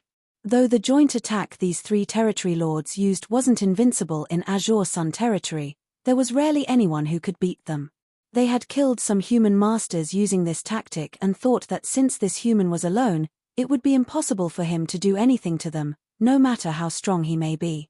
However, it was only now that this territory lord understood the human expression, "There are always mountains beyond mountains." It wasn't that they were weak, it was just that their enemy was absurdly strong. How could there be such a strong Eighth Order master? Perhaps it was because the territory lord was near death that his memory was suddenly jogged and he recalled a name that had disappeared for nearly 2,000 years. You're all right, time's up. Yang Kai didn't let the territory lord finish his words as he simply exerted some strength with his hand before separating the latter's head from his body, causing a fountain of blood to spurt everywhere. Good. As I expected, these 1,700 years of retreat weren't in vain. I'm now far stronger than I was before. However, Yang Kai immediately understood that he could kill these 3 territory lords so easily because they weren't innate territory lords but acquired territory lords. Back when they were on the Black Ink battlefield, it was common knowledge that under normal circumstances, a territory lord's strength would be weaker than an 8th Order master's because humans acquired their strength through long-term accumulation. Yang Kai had killed quite a few innate territory lords, so these acquired territory lords were nothing to him. With his current ability, he could kill one of them with a single punch, just like when he was at the peak of the 7th Order Open Heaven realm back then and slaughtered feudal lords like chickens and dogs. If he were to encounter those strong innate territory lords, it might not be as easy to kill them, but with his fearful reputation, those innate territory lords wouldn't dare to come and find trouble with him. Only these acquired territory lords who never experienced his terror would have forgotten his infamy and mistakenly targeted him. Though Azure Sun territory was vast, the sudden annihilation of 3 territory lord auras was enough to attract the attention of many masters. Following that, several divine senses came from all directions, including divine senses from territory lords, feudal lords, and 7th and 8th Order masters. During these years of continuous battles, both races suffered losses, but never had a battle ended so quickly, much less with 3 territory lords dying at once. Yang Kai naturally sensed these probes and secretly sighed, "There has indeed been a significant increase in masters from both races during my years of retreat." The Black Ink clan could use their black ink nests to cultivate, so it was normal for them to become stronger quickly. As long as there were enough resources and black ink nests, it wasn't surprising for them to nurture many feudal lords and territory lords. However, it was surprising that so many 7th Order and 8th Order masters had appeared so quickly. Theoretically, it would be difficult for so many humans to break through to the 8th Order Open Heaven realm after just 2,000 years, especially those rising stars because they wouldn't have enough accumulation. The truth, however, was that the rate of breaking through to a new realm amongst those rising stars was not any slower than those veteran Open Heaven realm masters. Moreover, some of them even broke through to the 8th Order Open Heaven realm earlier than veteran 7th Order masters. Perhaps this was a blessing from the heavens. Just like how the heavens chose Yang Kai as a means of protecting themselves from the Black Ink clan's invasion, all the human soldiers who fought against the Black Ink clan had gained the heavens' favor as they were complying with the heavens' will. Such people could be said to be fighting on behalf of the heavens and would thus receive far more opportunities and good fortune. In the past, there weren't many such people around, but now that the Black Ink clan had invaded the 3,000 worlds and the humans were forced to defend just a handful of great territories, was the time when they needed to increase their overall strength the most. It was for this reason that the 9th Order Old Ancestors and Yang Kai worked hard to create a safe environment for them to grow. This very scenario imperceptibly shortened the time the humans needed to grow stronger. It was said to be difficult to predict the heavens' will, but in truth, it could be seen in everything. While in a trance, Yang Kai seemed to have realized something. But soon, he was interrupted by a frantic divine sense. Those acquired territory lords didn't know of Yang Kai's reputation, but the innate territory lords certainly did. Back in the day, all innate territory lords were shown images of him so that they could memorize what he looked like. 1,700 years had passed, and the Black Ink clan had gradually forgotten the shadow cast over them by Yang Kai. Moreover, according to the reports from the various Black Ink disciples, this killing star had seemingly entered retreat in the star boundary soon after the peace deal was signed and not shown his face ever since. No one expected that he would suddenly appear inside Azure Sun territory and announce his return by slaughtering 3 territory lord.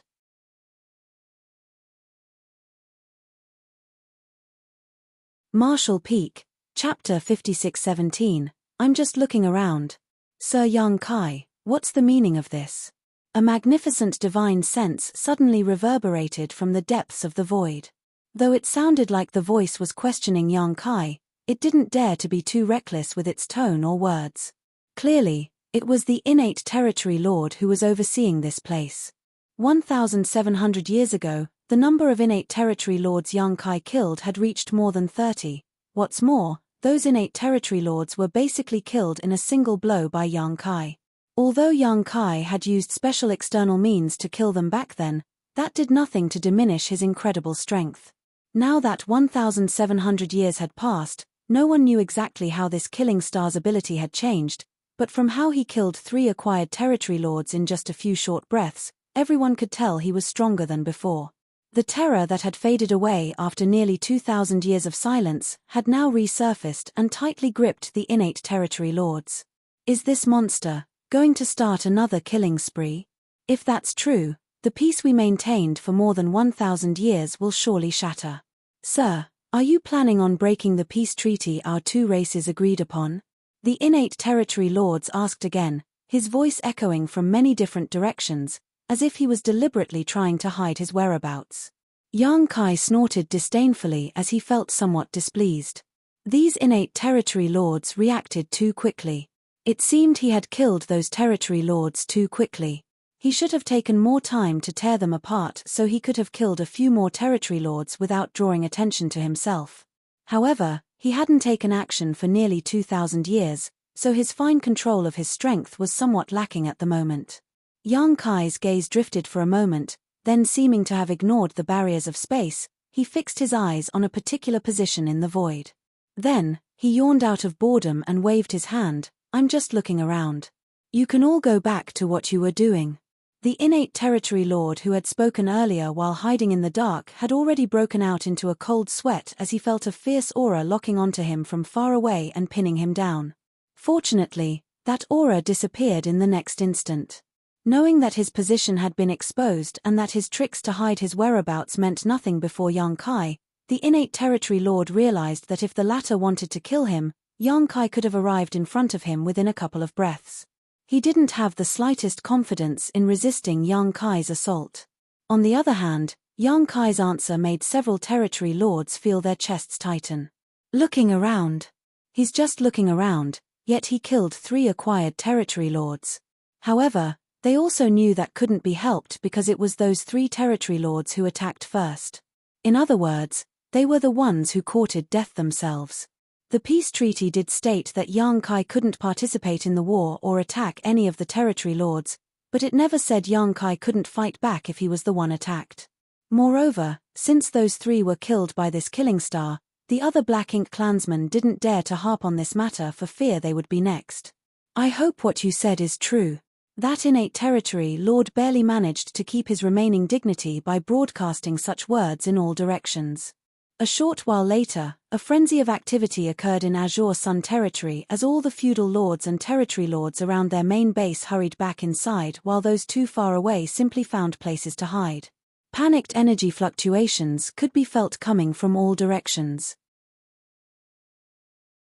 How could the 7th and 8th Order Masters let such an opportunity go? Immediately, they began intercepting those feudal lords and territory lords while going all out to kill them. In an instant, the originally quiet Azure Sun territory became extremely lively. Meanwhile, Yang Kai slowly moved across the void while sweeping his divine sense around. He soon came across several 7th Order Open Heaven Realm Masters surrounding a group of feudal lords. The humans already had a slight upper hand, but when Yang Kai passed by, the feudal lords became terrified. Even though Yang Kai didn't even glance at them, those feudal lords felt like death itself was stalking them, causing their strength to plummet by some 30 or 40%. Before Yang Kai even left, the feudal lords, who had barely maintained a balance before, were now at a total disadvantage. It was only a matter of time before they were killed by those 7th Order Masters. A while later, Yang Kai came across another battlefield, but this time he stopped to take a look. There were 3 8th Order human masters currently battling a single innate territory lord. Though it was 3 against 1, the humans didn't hold much of an advantage. Besides the fact that an innate territory lord was already a very powerful foe, these 3 8th Order Masters had clearly broken through to their current realm not long ago, so they didn't have much heritage. However, The 3 8th Order's masters were able to work together seamlessly and were proficient in many kinds of divine abilities and secret techniques. Despite not having an overwhelming advantage in this battle, they were still able to surround and pin down this innate territory lord. The space around this battlefield was warped, especially at its center, and rays of bright light and murderous intent flared wildly. Yang Kai's arrival had naturally attracted the attention of these 4, and the terrified innate territory lord couldn't help bellowing, "Sir Yang Kai, are you going to attack?" Yang Kai chuckled, "No. I'm just having a look. You guys can continue your fight." Then, his expression turned grim as he reprimanded those 8th Order masters. "You 3 little brats, what have you been cultivating for all these years? It's 3 against 1, and this is the best you can do? If word of this spread out, my reputation would be completely ruined."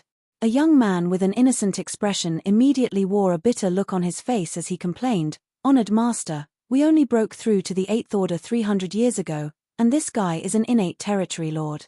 If their opponent had been an ordinary territory lord, their fight wouldn't have been nearly this difficult, but innate territory lords were far more powerful than the current generation of acquired territory lords." Yang Kai's face darkened. "You dare talk back to me? Has this honored master's teachings been in vain for all those years?" He then raised his head slightly and spoke in a sorrowful tone. "Didn't your honored master ever tell you that he killed a royal lord just after breaking through to the 8th Order open heaven realm?"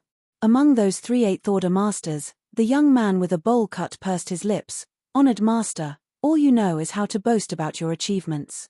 They would have believed Yang Kai if he had said he killed an innate territory lord, as they had heard about how powerful he was for many years.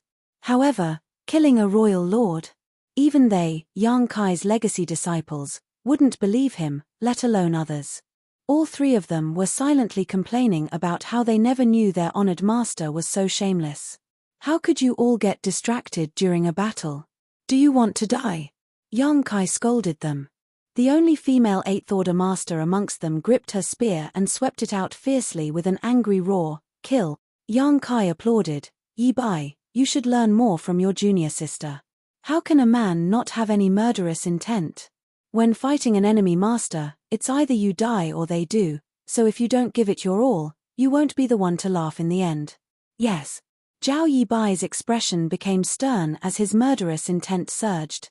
The innate territory lord was already afraid that Yang Kai would suddenly make a move and kill him, but now he felt completely hopeless after listening to this conversation.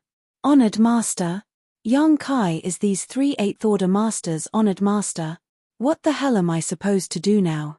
If these 3 had been any other 8th Order masters, it wouldn't have mattered if he killed them, but these were Yang Kai's disciples. Once he made a killing attack, would Yang Kai really just stand there and do nothing? Even if Yang Kai killed him today, the Black Ink clan would not bring up the peace agreement for discussion and would just let the matter slide. At that instant, the innate territory lord fell into a dilemma. Meanwhile, the 3 8th Order masters had been through many battles, so they wouldn't show any mercy to their enemies when given such a good opportunity.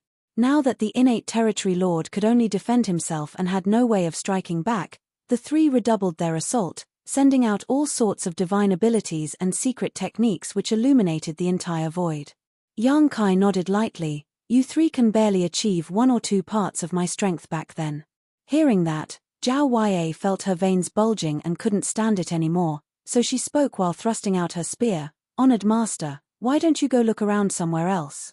We 3 senior brothers and sister are fighting a life-or-death battle. It's fine if this old fart can't help us, but can he not just stand there boasting shamelessly while making sarcastic remarks?" Yang Kai raised his hand and knocked her head. "What's wrong? Don't you want me here?" Zhao Ya felt aggrieved, but at the same time, she was secretly astonished at her honored master's ability. Although she didn't have her guard up against him and was fully focused on fighting the innate territory lord, she was still an 8th Order master, after all. However, she didn't even notice when her honored master arrived beside her. While thinking of that, she couldn't help but exclaim inside, "Indeed, old ginger is spicier than young ginger." Boasting might be a habit every man has, but this old man does have some skill, it seems. "I guess I'll just let him continue to boast." As such, she didn't say anything. "Why is it only the 3 of you? Where's that little bastard Yang Xiao? Yang Kai looked around curiously. If he remembered correctly, his 3 disciples should have been with Yang Xiao because they seemed to have formed a group called the 10 Directions Supreme and had also made a name for themselves. But now, there were only the 3 of them, and Yang Xiao was nowhere to be seen. Shu Yi used time principles to disrupt the innate territory lord's senses while finding a moment to answer. These years, our fellow brothers and sisters have broken through to the 8th Order Open Heaven realm one after another, so it's not suitable for us to stay in a single squad and kill enemies together anymore. The 3 of us parted ways with senior brother Yang some time ago. Yang Kai nodded in understanding. Back then, they formed a squad to kill the enemy because they weren't strong enough. Although there were quite a lot of 7th Order masters among them, going into the great territories conquered by the Black Ink clan was extremely dangerous. Therefore, it was a better choice to band together. But now, these little ones had all broken through to the 8th Order Open Heaven realm, so there was no need to act as a unit anymore. Also, this was a wise choice because only in this way could they continue to break through their limitations by exposing themselves to dangerous situations. Yang Kai's 3 disciples had all directly broken through to the 7th Order Open Heaven realm back then and were now 8th Order masters. Once they had accumulated enough heritage, they could strive to break through to the 9th Order Open Heaven realm. If they did, they would become pillars of the war against the Black Ink clan. It was the same for Yang Xiao. He was a pure Dragon clan member and had a very strong bloodline talent, so he could only rely on purifying and tempering his dragon vein and nothing else to achieve a breakthrough. As for Yang Shui, she was the same as Yang Kai. The 8th Order Open Heaven realm was her limit. Die. A fierce roar suddenly sounded as Zhao Ya pierced the innate territory lord's chest with her spear. Violent energy exploded, directly opening a huge hole in the enemy's chest. With her strength, she couldn't land such a blow on an innate territory lord so easily. The best outcome for today's battle would have been both sides suffering injuries or both sides retreating on their own. However, Yang Kai standing there talking non-stop forced the innate territory lord to divide some attention to guard against him. Also, the innate territory lord had to be mindful of Zhao Yibai and the others being Yang Kai's disciples, so he didn't dare to kill them. Since the innate territory lord couldn't escape or pay full attention to fighting his opponents, he naturally wouldn't have a good end. Senior brother, Shu Yi bellowed. The 3 brothers and sister had been together for many years and had gone through countless battles together, so they knew each other incredibly well by now. When Zhao Ya succeeded in attacking the enemy, Shu Yi immediately seized the chance. Zhao Yibai roared, "Coming!" The 2 of them immediately pushed their time principles and space principles, intertwining their strength to create a mysterious energy.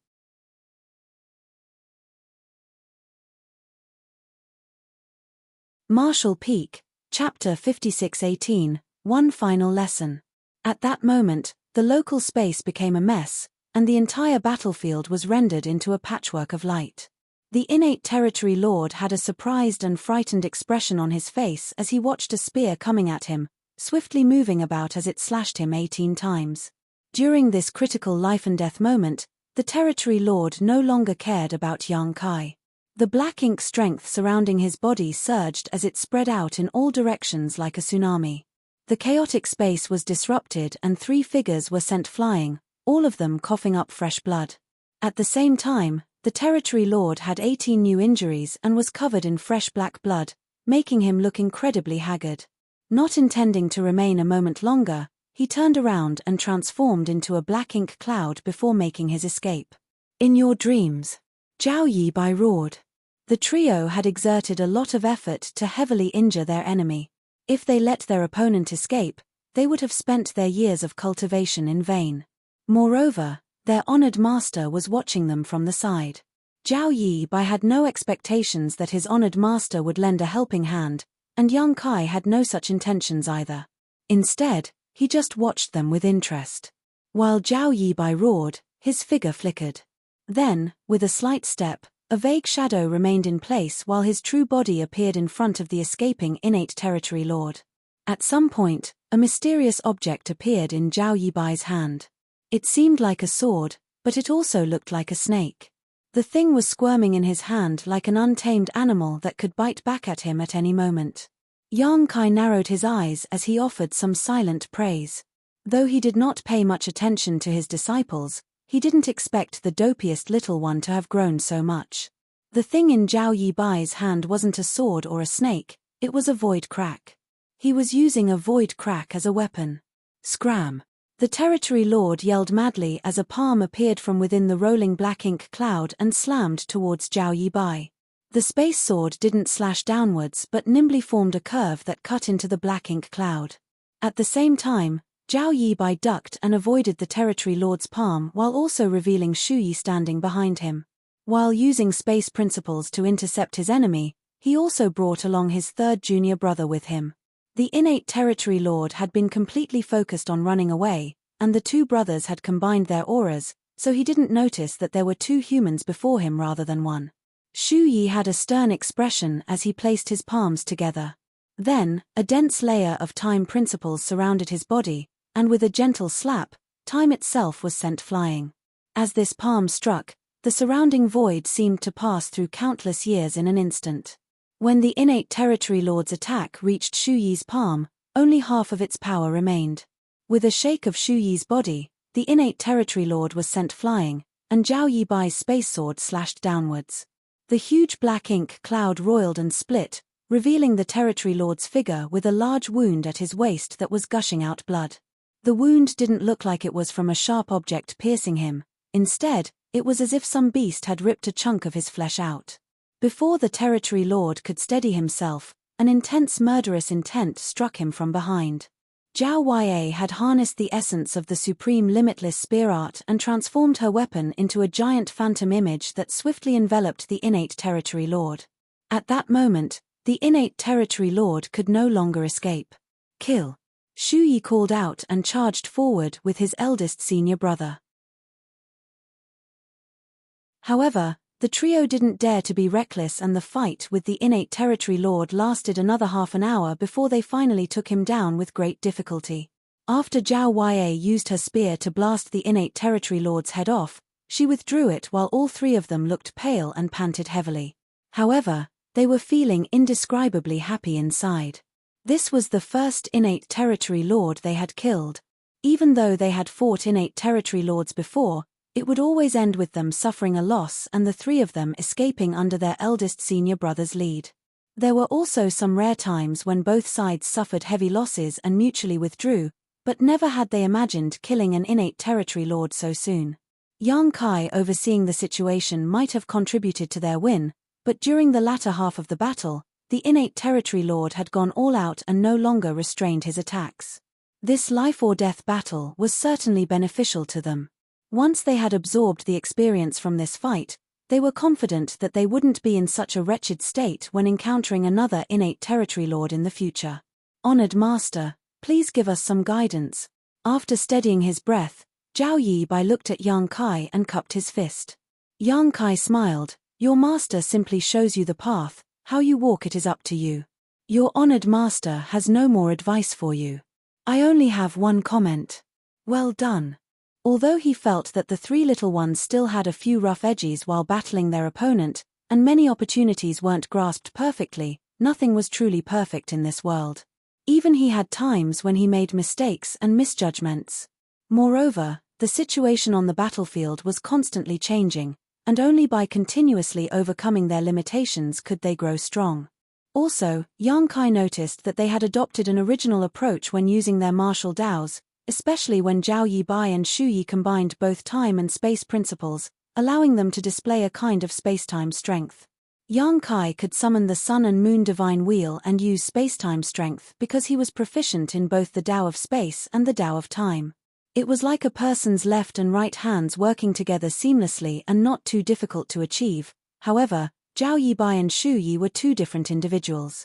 When one person's left hand had to work with another person's right hand, it didn't only require perfect timing but also absolute trust in each other. As Yang Kai thought of that, he couldn't help but sigh.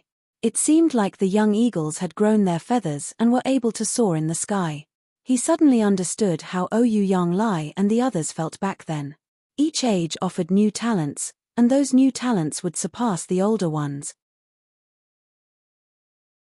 The veteran 8th Order Open Heaven Realm Masters might have had high hopes and felt like they had passed their prime when looking at the young and active him back then.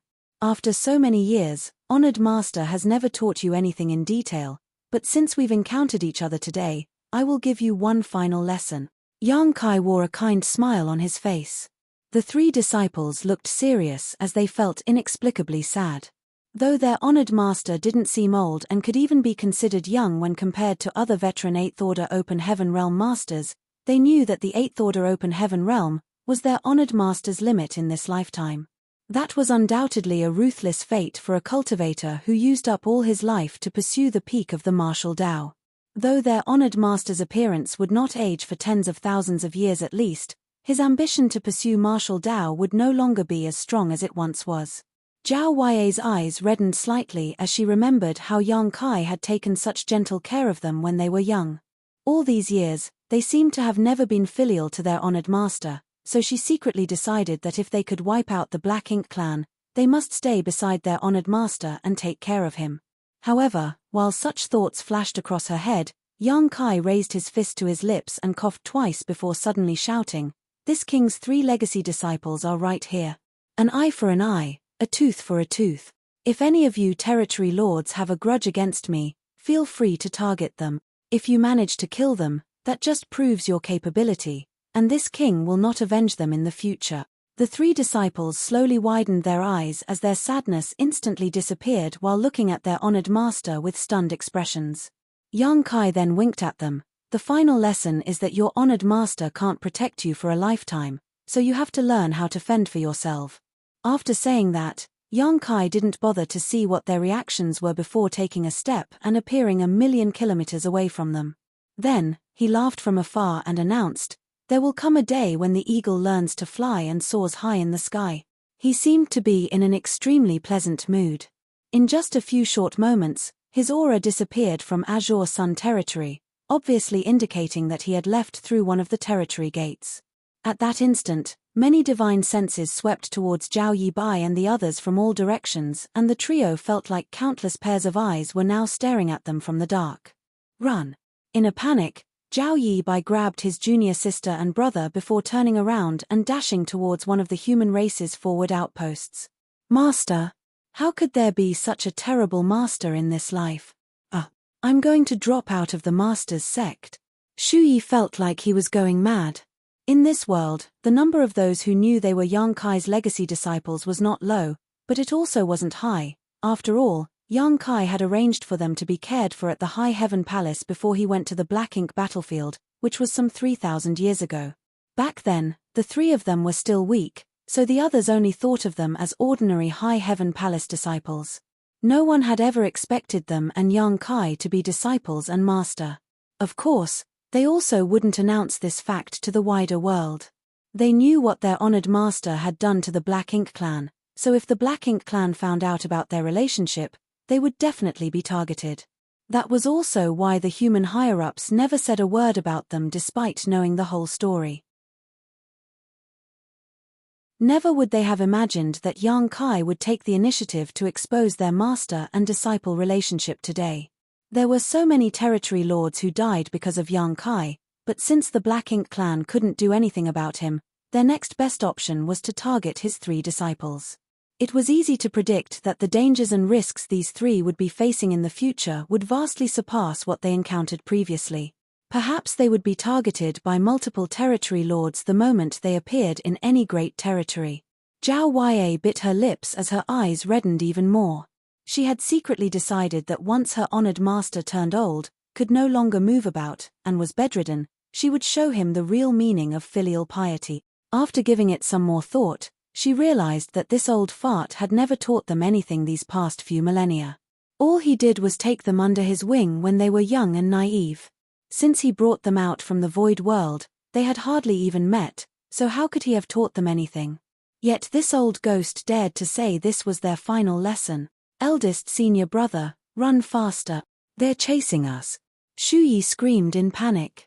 It had only been a short moment, but several powerful auras which obviously belonged to innate territory lords were rapidly closing in on them. On top of that, there were dozens of weaker auras following closely behind them in the dark. Clearly, everyone now saw the three of them as prime targets. "Don't resist," Zhao Yibai shouted while using space principles to wrap around his junior sister and brother, their figures beginning to flicker. By the time he had almost run out of energy, they finally reached the human race's main camp. Zhao Yibai fell to the ground, feeling like he didn't even have the energy to move a finger. While he looked up at the jet-black void, he only had one thought in mind. Honored Master is definitely trying to screw with us.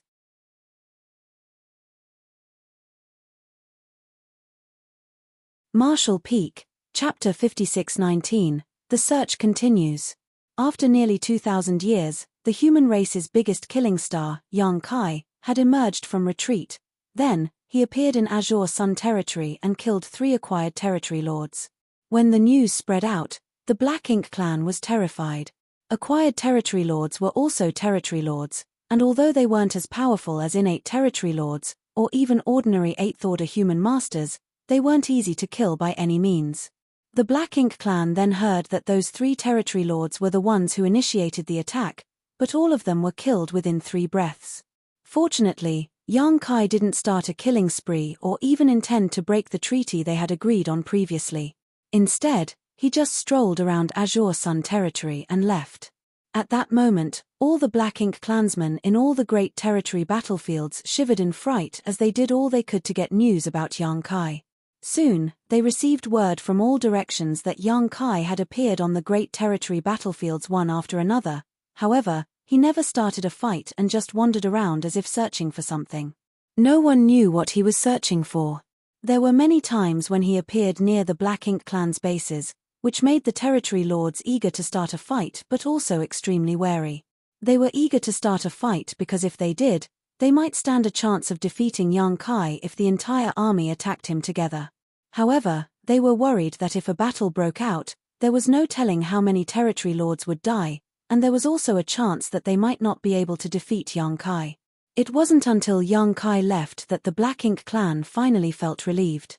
However, more news spread across the great territories, saying that Yang Kai's 3 legacy disciples were in Azure Sun territory, so many began thinking of ways to surround and kill them. This news greatly energized the Black Ink clan. The fear of Yang Kai would forever stay with them because he was so strong and overbearing that no Black Ink clansman dared to offend him. Since the Black Ink clan couldn't do anything about Yang Kai though, they could take out their frustrations on his 3 legacy disciples. Moreover, it was Yang Kai who exposed their relationship before leaving Azure Sun territory. Also, he said that if the Black Ink clan managed to kill his disciples, he would not take revenge. Just as countless Black Ink clansmen were focusing their attention on Azure Sun territory, they heard even more news from other great territories. Yang Xiao and Yang Yu, who made a name for themselves recently, were revealed to be Yang Kai's adopted son and younger sister. Also, a few women who had recently broken through to the 8th Order Open Heaven realm were said to be his wives. In an instant, the Black Ink clan began targeting everyone with close connections to Yang Kai. The Black Ink clan had also devised several plans to round them up and slaughter them. However, whether they would actually kill them was doubtful as none of the higher-ups in the Black Ink clan believed Yang Kai would really not seek revenge. If they could capture these important people and corrupt them with Black Ink strength though, turning them into Black Ink disciples, it would certainly allow them to restrain Yang Kai's actions greatly. Undercurrents surged throughout the various battlefields surrounding those cultivators with close relationships with Yang Kai. The human race and the Black Ink clan continuously fought each other in battle after battle, turning the situation into a chaotic mess. Meanwhile, Yang Kai had long left the 13 battlefields. With a universe chart in hand, he began touring around all the great territories. If the human race wanted to get rid of the Black Ink clan once and for all, they had to find the primordial light. Although Yang Kai had ventured into the chaotic dead territory to ask Big Brother Huang and Big Sister Lan about it, the information he received wasn't of much use. Therefore, Yang Kai still didn't have a clue about what the primordial light was or where to find it. Now, he could only use the dumbest method of performing an exhaustive search, hoping he would get lucky. Kang had previously said that when the primordial light was born, primordial darkness appeared alongside it. Light and darkness were opposite sides of the same coin and were inextricably linked, but now that darkness had become Mo and was set on devouring the universe while the light was nowhere to be seen. The primordial light might not take the form of light, just like how darkness had taken the form of Mo. The light could be a blade of grass, a simple tree, or even a monster or a human. There was even the possibility of it being everything in this world. Yang Kai wasn't sure if he could find it, but he believed that where there was a will, there would be a way. Moreover, his cultivation was approaching his personal limit. Though it hadn't reached the peak of the Eighth Order Open Heaven realm yet, the heritage in his small universe was constantly increasing without the need to go through bitter secluded cultivation. After chasing his limits for all his life, Yang Kai had reached the end of his martial Tao, but he didn't feel the slightest joy. That was because he knew that this wasn't the peak of the martial Tao. This knowledge was undoubtedly the greatest despair to a cultivator. Since he didn't need to cultivate and couldn't head to the battlefield to fight the enemy, Yang Kai couldn't stay idle. If he were an ordinary man, he could stay with his family and be filial to his parents, or spend the rest of his life in peace, but he wasn't an ordinary man. It would be best if he could find the primordial light, but if he couldn't, he would take this journey as a trip to reorganize his mind and calm his spirit. His divine sense was constantly surging like the tide, leaving no stone unturned. In every great territory he visited, he would bring out his universe chart and use his divine sense to draw a cross on its corresponding position. Now, most of the great territories in the 3,000 worlds were conquered by the Black Ink clan, and the universe worlds that used to be flourishing and filled with vitality were now dead because they were depleted of world force and had their grand Daos destroyed. Numerous Black Ink clansmen could be seen moving about the void, and there were many Black Ink nests above the dead universe world. Back when the Black Ink clan had just started invading the 3,000 worlds, Yang Kai had also visited many great territories, but back then, he was rushing about refining the universe worlds in an attempt to save as many living beings as possible. That journey was frantic and brief. This time, his journey was more deliberate as he performed a thorough search of every corner of each great territory, including all the dead universe worlds and universe fragments. In comparison to back then, the great territories were now undoubtedly duller. Even the void was permeated with the extremely wicked and loathsome aura of Black Ink strength. The dead universe worlds were like decaying corpses. Black Ink strength had swept through the universe. No one could avoid their personal responsibility when faced with such a tragedy. During his journey, Yang Kai met quite a few hunters. These hunters traveled around each great territory, destroying Black Ink nests and being chased after by the Black Ink clan, which they all considered exciting and terrifying experiences. While facing such dangers though, they also gained a lot. As Yang Kai passed through each great territory, the number of crosses on his universe chart gradually increased and soon almost covered the entire map. He didn't pay much attention to how many years he had been searching for until he suddenly came to an extremely quiet place. After cross-checking with his universe chart, he suddenly realized that this was actually the chaotic dead territory. Yang Kai was very surprised as he had visited the chaotic dead territory thrice, but no matter when he came, this place had always been in complete chaos. Big Brother Huang and Big Sister Lan were extremely powerful but couldn't control their own strength. Therefore, wherever they were, the violent might of Yang and Yin they possessed shattered the void. It was because of this that Yang Kai didn't succeed when asking them to descend the mountain and help the humans deal with the Black Ink clan. If they did so, many other great territories would become a part of the chaotic dead territory, which was something the humans couldn't accept. Although many great territories now were filled with dead universe worlds and were conquered by the Black Ink clan, restoring them in the future was still possible. However, if a great territory became a part of the chaotic dead territory, there would be no hope for restoration. When Yang Kai came again this time and noticed there was actually something different, he couldn't help but be curious. Therefore, he flew deeper into the void while calling out, "Big Brother Huang, Big Sister Lan, your little brother is here to visit." Following a faint aura he sensed, Yang Kai soon found Big Brother Huang and Big Sister Lan, but when he saw them, he was taken aback. "What are you two doing?" Standing before Yang Kai was a single figure, or more precisely, the combined figures of Big Brother Huang and Big Sister Lan. The left half of the figure looked like Big Brother Huang, while the right side looked like Big Sister Lan. The figure's appearance seemed extremely strange, as if some sort of power had forcefully merged them together but failed. The strange combined figure looked at Yang Kai, and its two different colored eyes also showed different emotions. Then, with a roll of their eyes, the combined body split into two. With a soft popping sound, Big Brother Huang and Big Sister Lan were separated entirely. The two of them looked a little exhausted and depressed. Big Brother Huang massaged his temples, looking like he had a headache. "We're trying to fuse. When you were here the last time, didn't you say we might have a connection with the primordial light? We thought about it after you left and thought perhaps you were right, so we gave it a try. What's the result?" "The result is what you just saw." Big Brother Huang spread his hands. "It's your fault. If you hadn't tried to gain control, I wouldn't have fought with you because I was afraid to get devoured," Big Sister Lan complained. Big Brother Huang looked aggrieved. "How can that be my fault? You initiated it. How could I comply silently? As a proper little brother, you should carry out your big sister's will," Big Sister Lan chastised.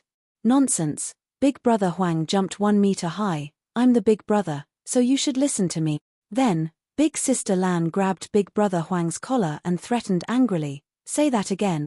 Big Brother Huang looked down at her and repeated arrogantly, "I'm the big." All right. Yang Kai grabbed them before placing them on either side of himself. "Stop arguing. You guys have been together for so many years. What's there to argue about?" They had been arguing about who was the big sister or big brother for eons, but they still hadn't reached a conclusion. Both of them coldly snorted before turning their heads to the side as if they didn't want to talk to each other anymore. Yang Kai touched his chin and commented, "When this little brother saw your condition just now, I seem to have seen signs of integration. We can integrate with each other." Big Brother Huang sighed and shook his head. After so many tries, he finally understood something. "However, unless one of us is willing to be devoured by the other, we'll never truly become one." Big Sister Lan added, "Also, even if one of us is willing to be devoured, the most likely possibility is that we'll simply destroy each other entirely. They were originally the manifestation of Yang and Yin, so their powers were opposed, the epitome of incompatibility, so how could they possibly integrate? If that's true, then why are you guys still trying?" Yang Kai was confused. Big Brother Huang shrugged, "We have nothing to do anyway. Also, she wouldn't let me devour her."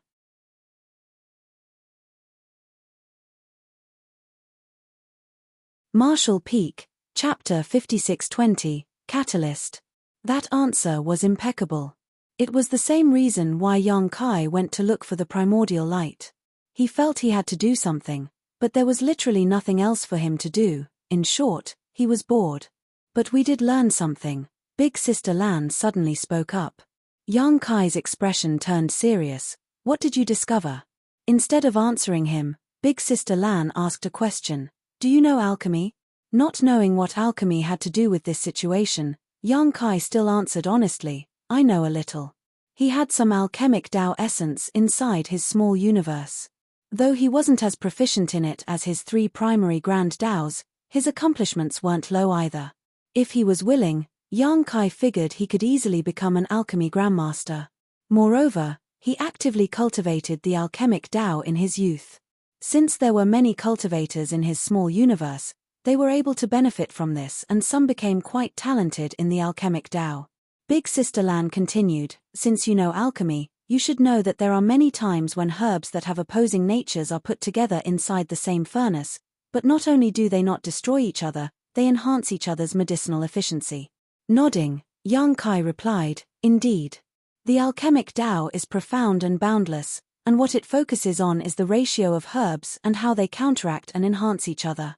After thinking about it, he questioned, "Are you saying, if you think of me and Big Brother Huang as counteracting herbs, what would you do to blend our medicinal efficacies?" Yang Kai's eyes lit up. "A catalyst."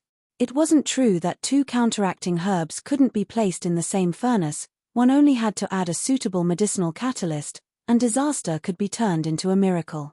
Not only could a catalyst help maximize the 2 herbs' medicinal efficacies, but it could help them fuse together and produce new and astonishing effects. I understand now. Yang Kai was elated, like a terminally ill patient who suddenly found a cure after searching for so long. He was acting almost epileptic. The last time Yang Kai came to the chaotic dead territory and talked with these two, he realized that they had a huge connection with the primordial light, and perhaps were even part of it at one point. That was because Big Sister Lan previously said that she vaguely remembered being abandoned. Who would abandon them? And what kind of being could abandon them? The answer to that was undoubtedly the primordial light. Although Yang Kai didn't know the reason behind all of this, the primordial light did separate from the yang and yin that eventually became the sun's burning light and moon's serene glimmer. That was why they vaguely remembered feeling like they were abandoned. They were originally the same being but were separated by a powerful force. If they wanted to fuse, they would have to reverse what happened. So, there must be a special existence in this world, and that existence was the medicinal catalyst to help Big Brother Huang and Big Sister Lan reintegrate with each other. If he could find that catalyst, perhaps they might be able to recreate that glorious light. Big Brother Huang and Big Sister Lan looked at each other, feeling speechless. But soon, Yang Kai's expression turned stiff, and he frowned deeply. It only took a moment for his happy expression to disappear. He managed to figure something out, but it all seemed meaningless. Would he be able to find the catalyst when he couldn't even find the primordial light? He had been searching around so many great territories, but so far hadn't found anything at all. Even if he searched every great territory, there was still a chance that he wouldn't find what he was looking for. Logically speaking, Mo was born at the same time as the primordial light, so if the latter hadn't separated from Big Brother Huang and Big Sister Lan, it might also have become a sentient existence in the 3,000 worlds that was equally strong by now. However, the primordial light separated yang and yin eons ago, and now no one knew what it looked like. Even the world tree had no idea. The old tree had been around since the dawn of time and was connected to all the universe worlds in the 3,000 worlds, so who would know something that he didn't? Yang Kai suddenly felt devastated. Hey! A leg suddenly landed on Yang Kai's face. The force was so great that he was sent flying out and even saw stars. When he finally found his footing, he felt something wet on his face. When he touched it, his hands were stained by blood. He shook his head as he walked back and looked aggrieved at Big Brother Huang as he asked, "Why did you kick me?" Big Brother Huang snorted coldly, "You looked so depressed, like your family died or something." It was annoying to look at it. Smiling bitterly, Yang Kai asked, "Is it that obvious?" Big Brother Huang and Big Sister Lan nodded in sync. Then, Big Brother Huang jumped up and slapped his small hand on Yang Kai's shoulder while speaking like an elder. "Little brother, there is no difficulty that can't be solved. If you admit defeat before even starting, you'd be better off dead. At least you could have some peace and quiet that way." Feeling aggrieved, Yang Kai argued, "I'm not admitting defeat. I just thought." "Don't think," Big Brother Huang interrupted Yang Kai, "all beings have their own fate. Don't put everything on your shoulders because you can't bear that weight. This tragedy that is happening, it's the whole world's tragedy, not just yours. If the world would be destroyed without you, so be it." Yang Kai lowered his head, suddenly reminded of all he had done all those years ago.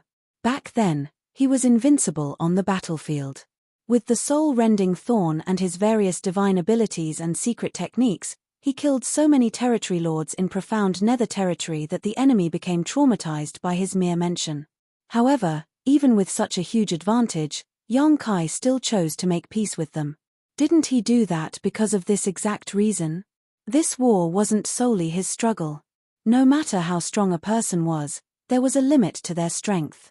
This was the human race's war, and only by the constant strengthening of their successive generations could they have hope of defeating the Black Ink clan. How could he have forgotten his original intention after so many years? Yang Kai suddenly turned serious and nodded, "Big Brother Huang, you're right." Also, he saw a new side to Big Brother Huang as he didn't expect this little guy to have such insight after having stayed in the chaotic dead territory for such a long time. When Big Brother Huang heard Yang Kai compliment him, he eagerly added, "Don't worry. If there ever comes a day when you humans are defeated, Your big sister Lan and I will charge out from the chaotic dead territory and make this vast world into a dead zone so that the Black Ink clan will be buried along with you. Yang Kai felt his brow twitch when he heard that, as he thought, this might be Big Brother Huang's real intentions. No matter how isolated he and Big Sister Lan were, or how reasonably they seemed to behave, they were still avatars of chaos and destruction. When the humans were in charge of the universe, they could still stay here peacefully, but if the humans disappeared from existence, nothing would be restraining them anymore. At that point, charging out of the chaotic dead territory wasn't just talk. Can the two of you stand against Mo? Yang Kai felt doubtful. According to what he knew, these two might have abilities that were on par with a giant spirit god or stronger. However, was that enough to rival the strength of Mo? When he thought about it, Mo created black ink giant spirit gods while the primordial light created the burning light and serene glimmer. Therefore, the primordial light might have been in the creation realm as well. After pondering for a moment, Big Brother Huang replied, "We aren't his opponent, but nothing will happen if you don't act. Besides, we can't just sit here and wait for death." Yang Kai exhaled lightly before sighing, "That's right. We can't just give in and wait for death to come."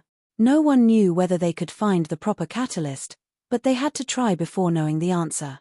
Slapping his cheeks, Yang Kai thought, "Cheer up, the future is full of difficulties, but you can't let that stop you from forging ahead."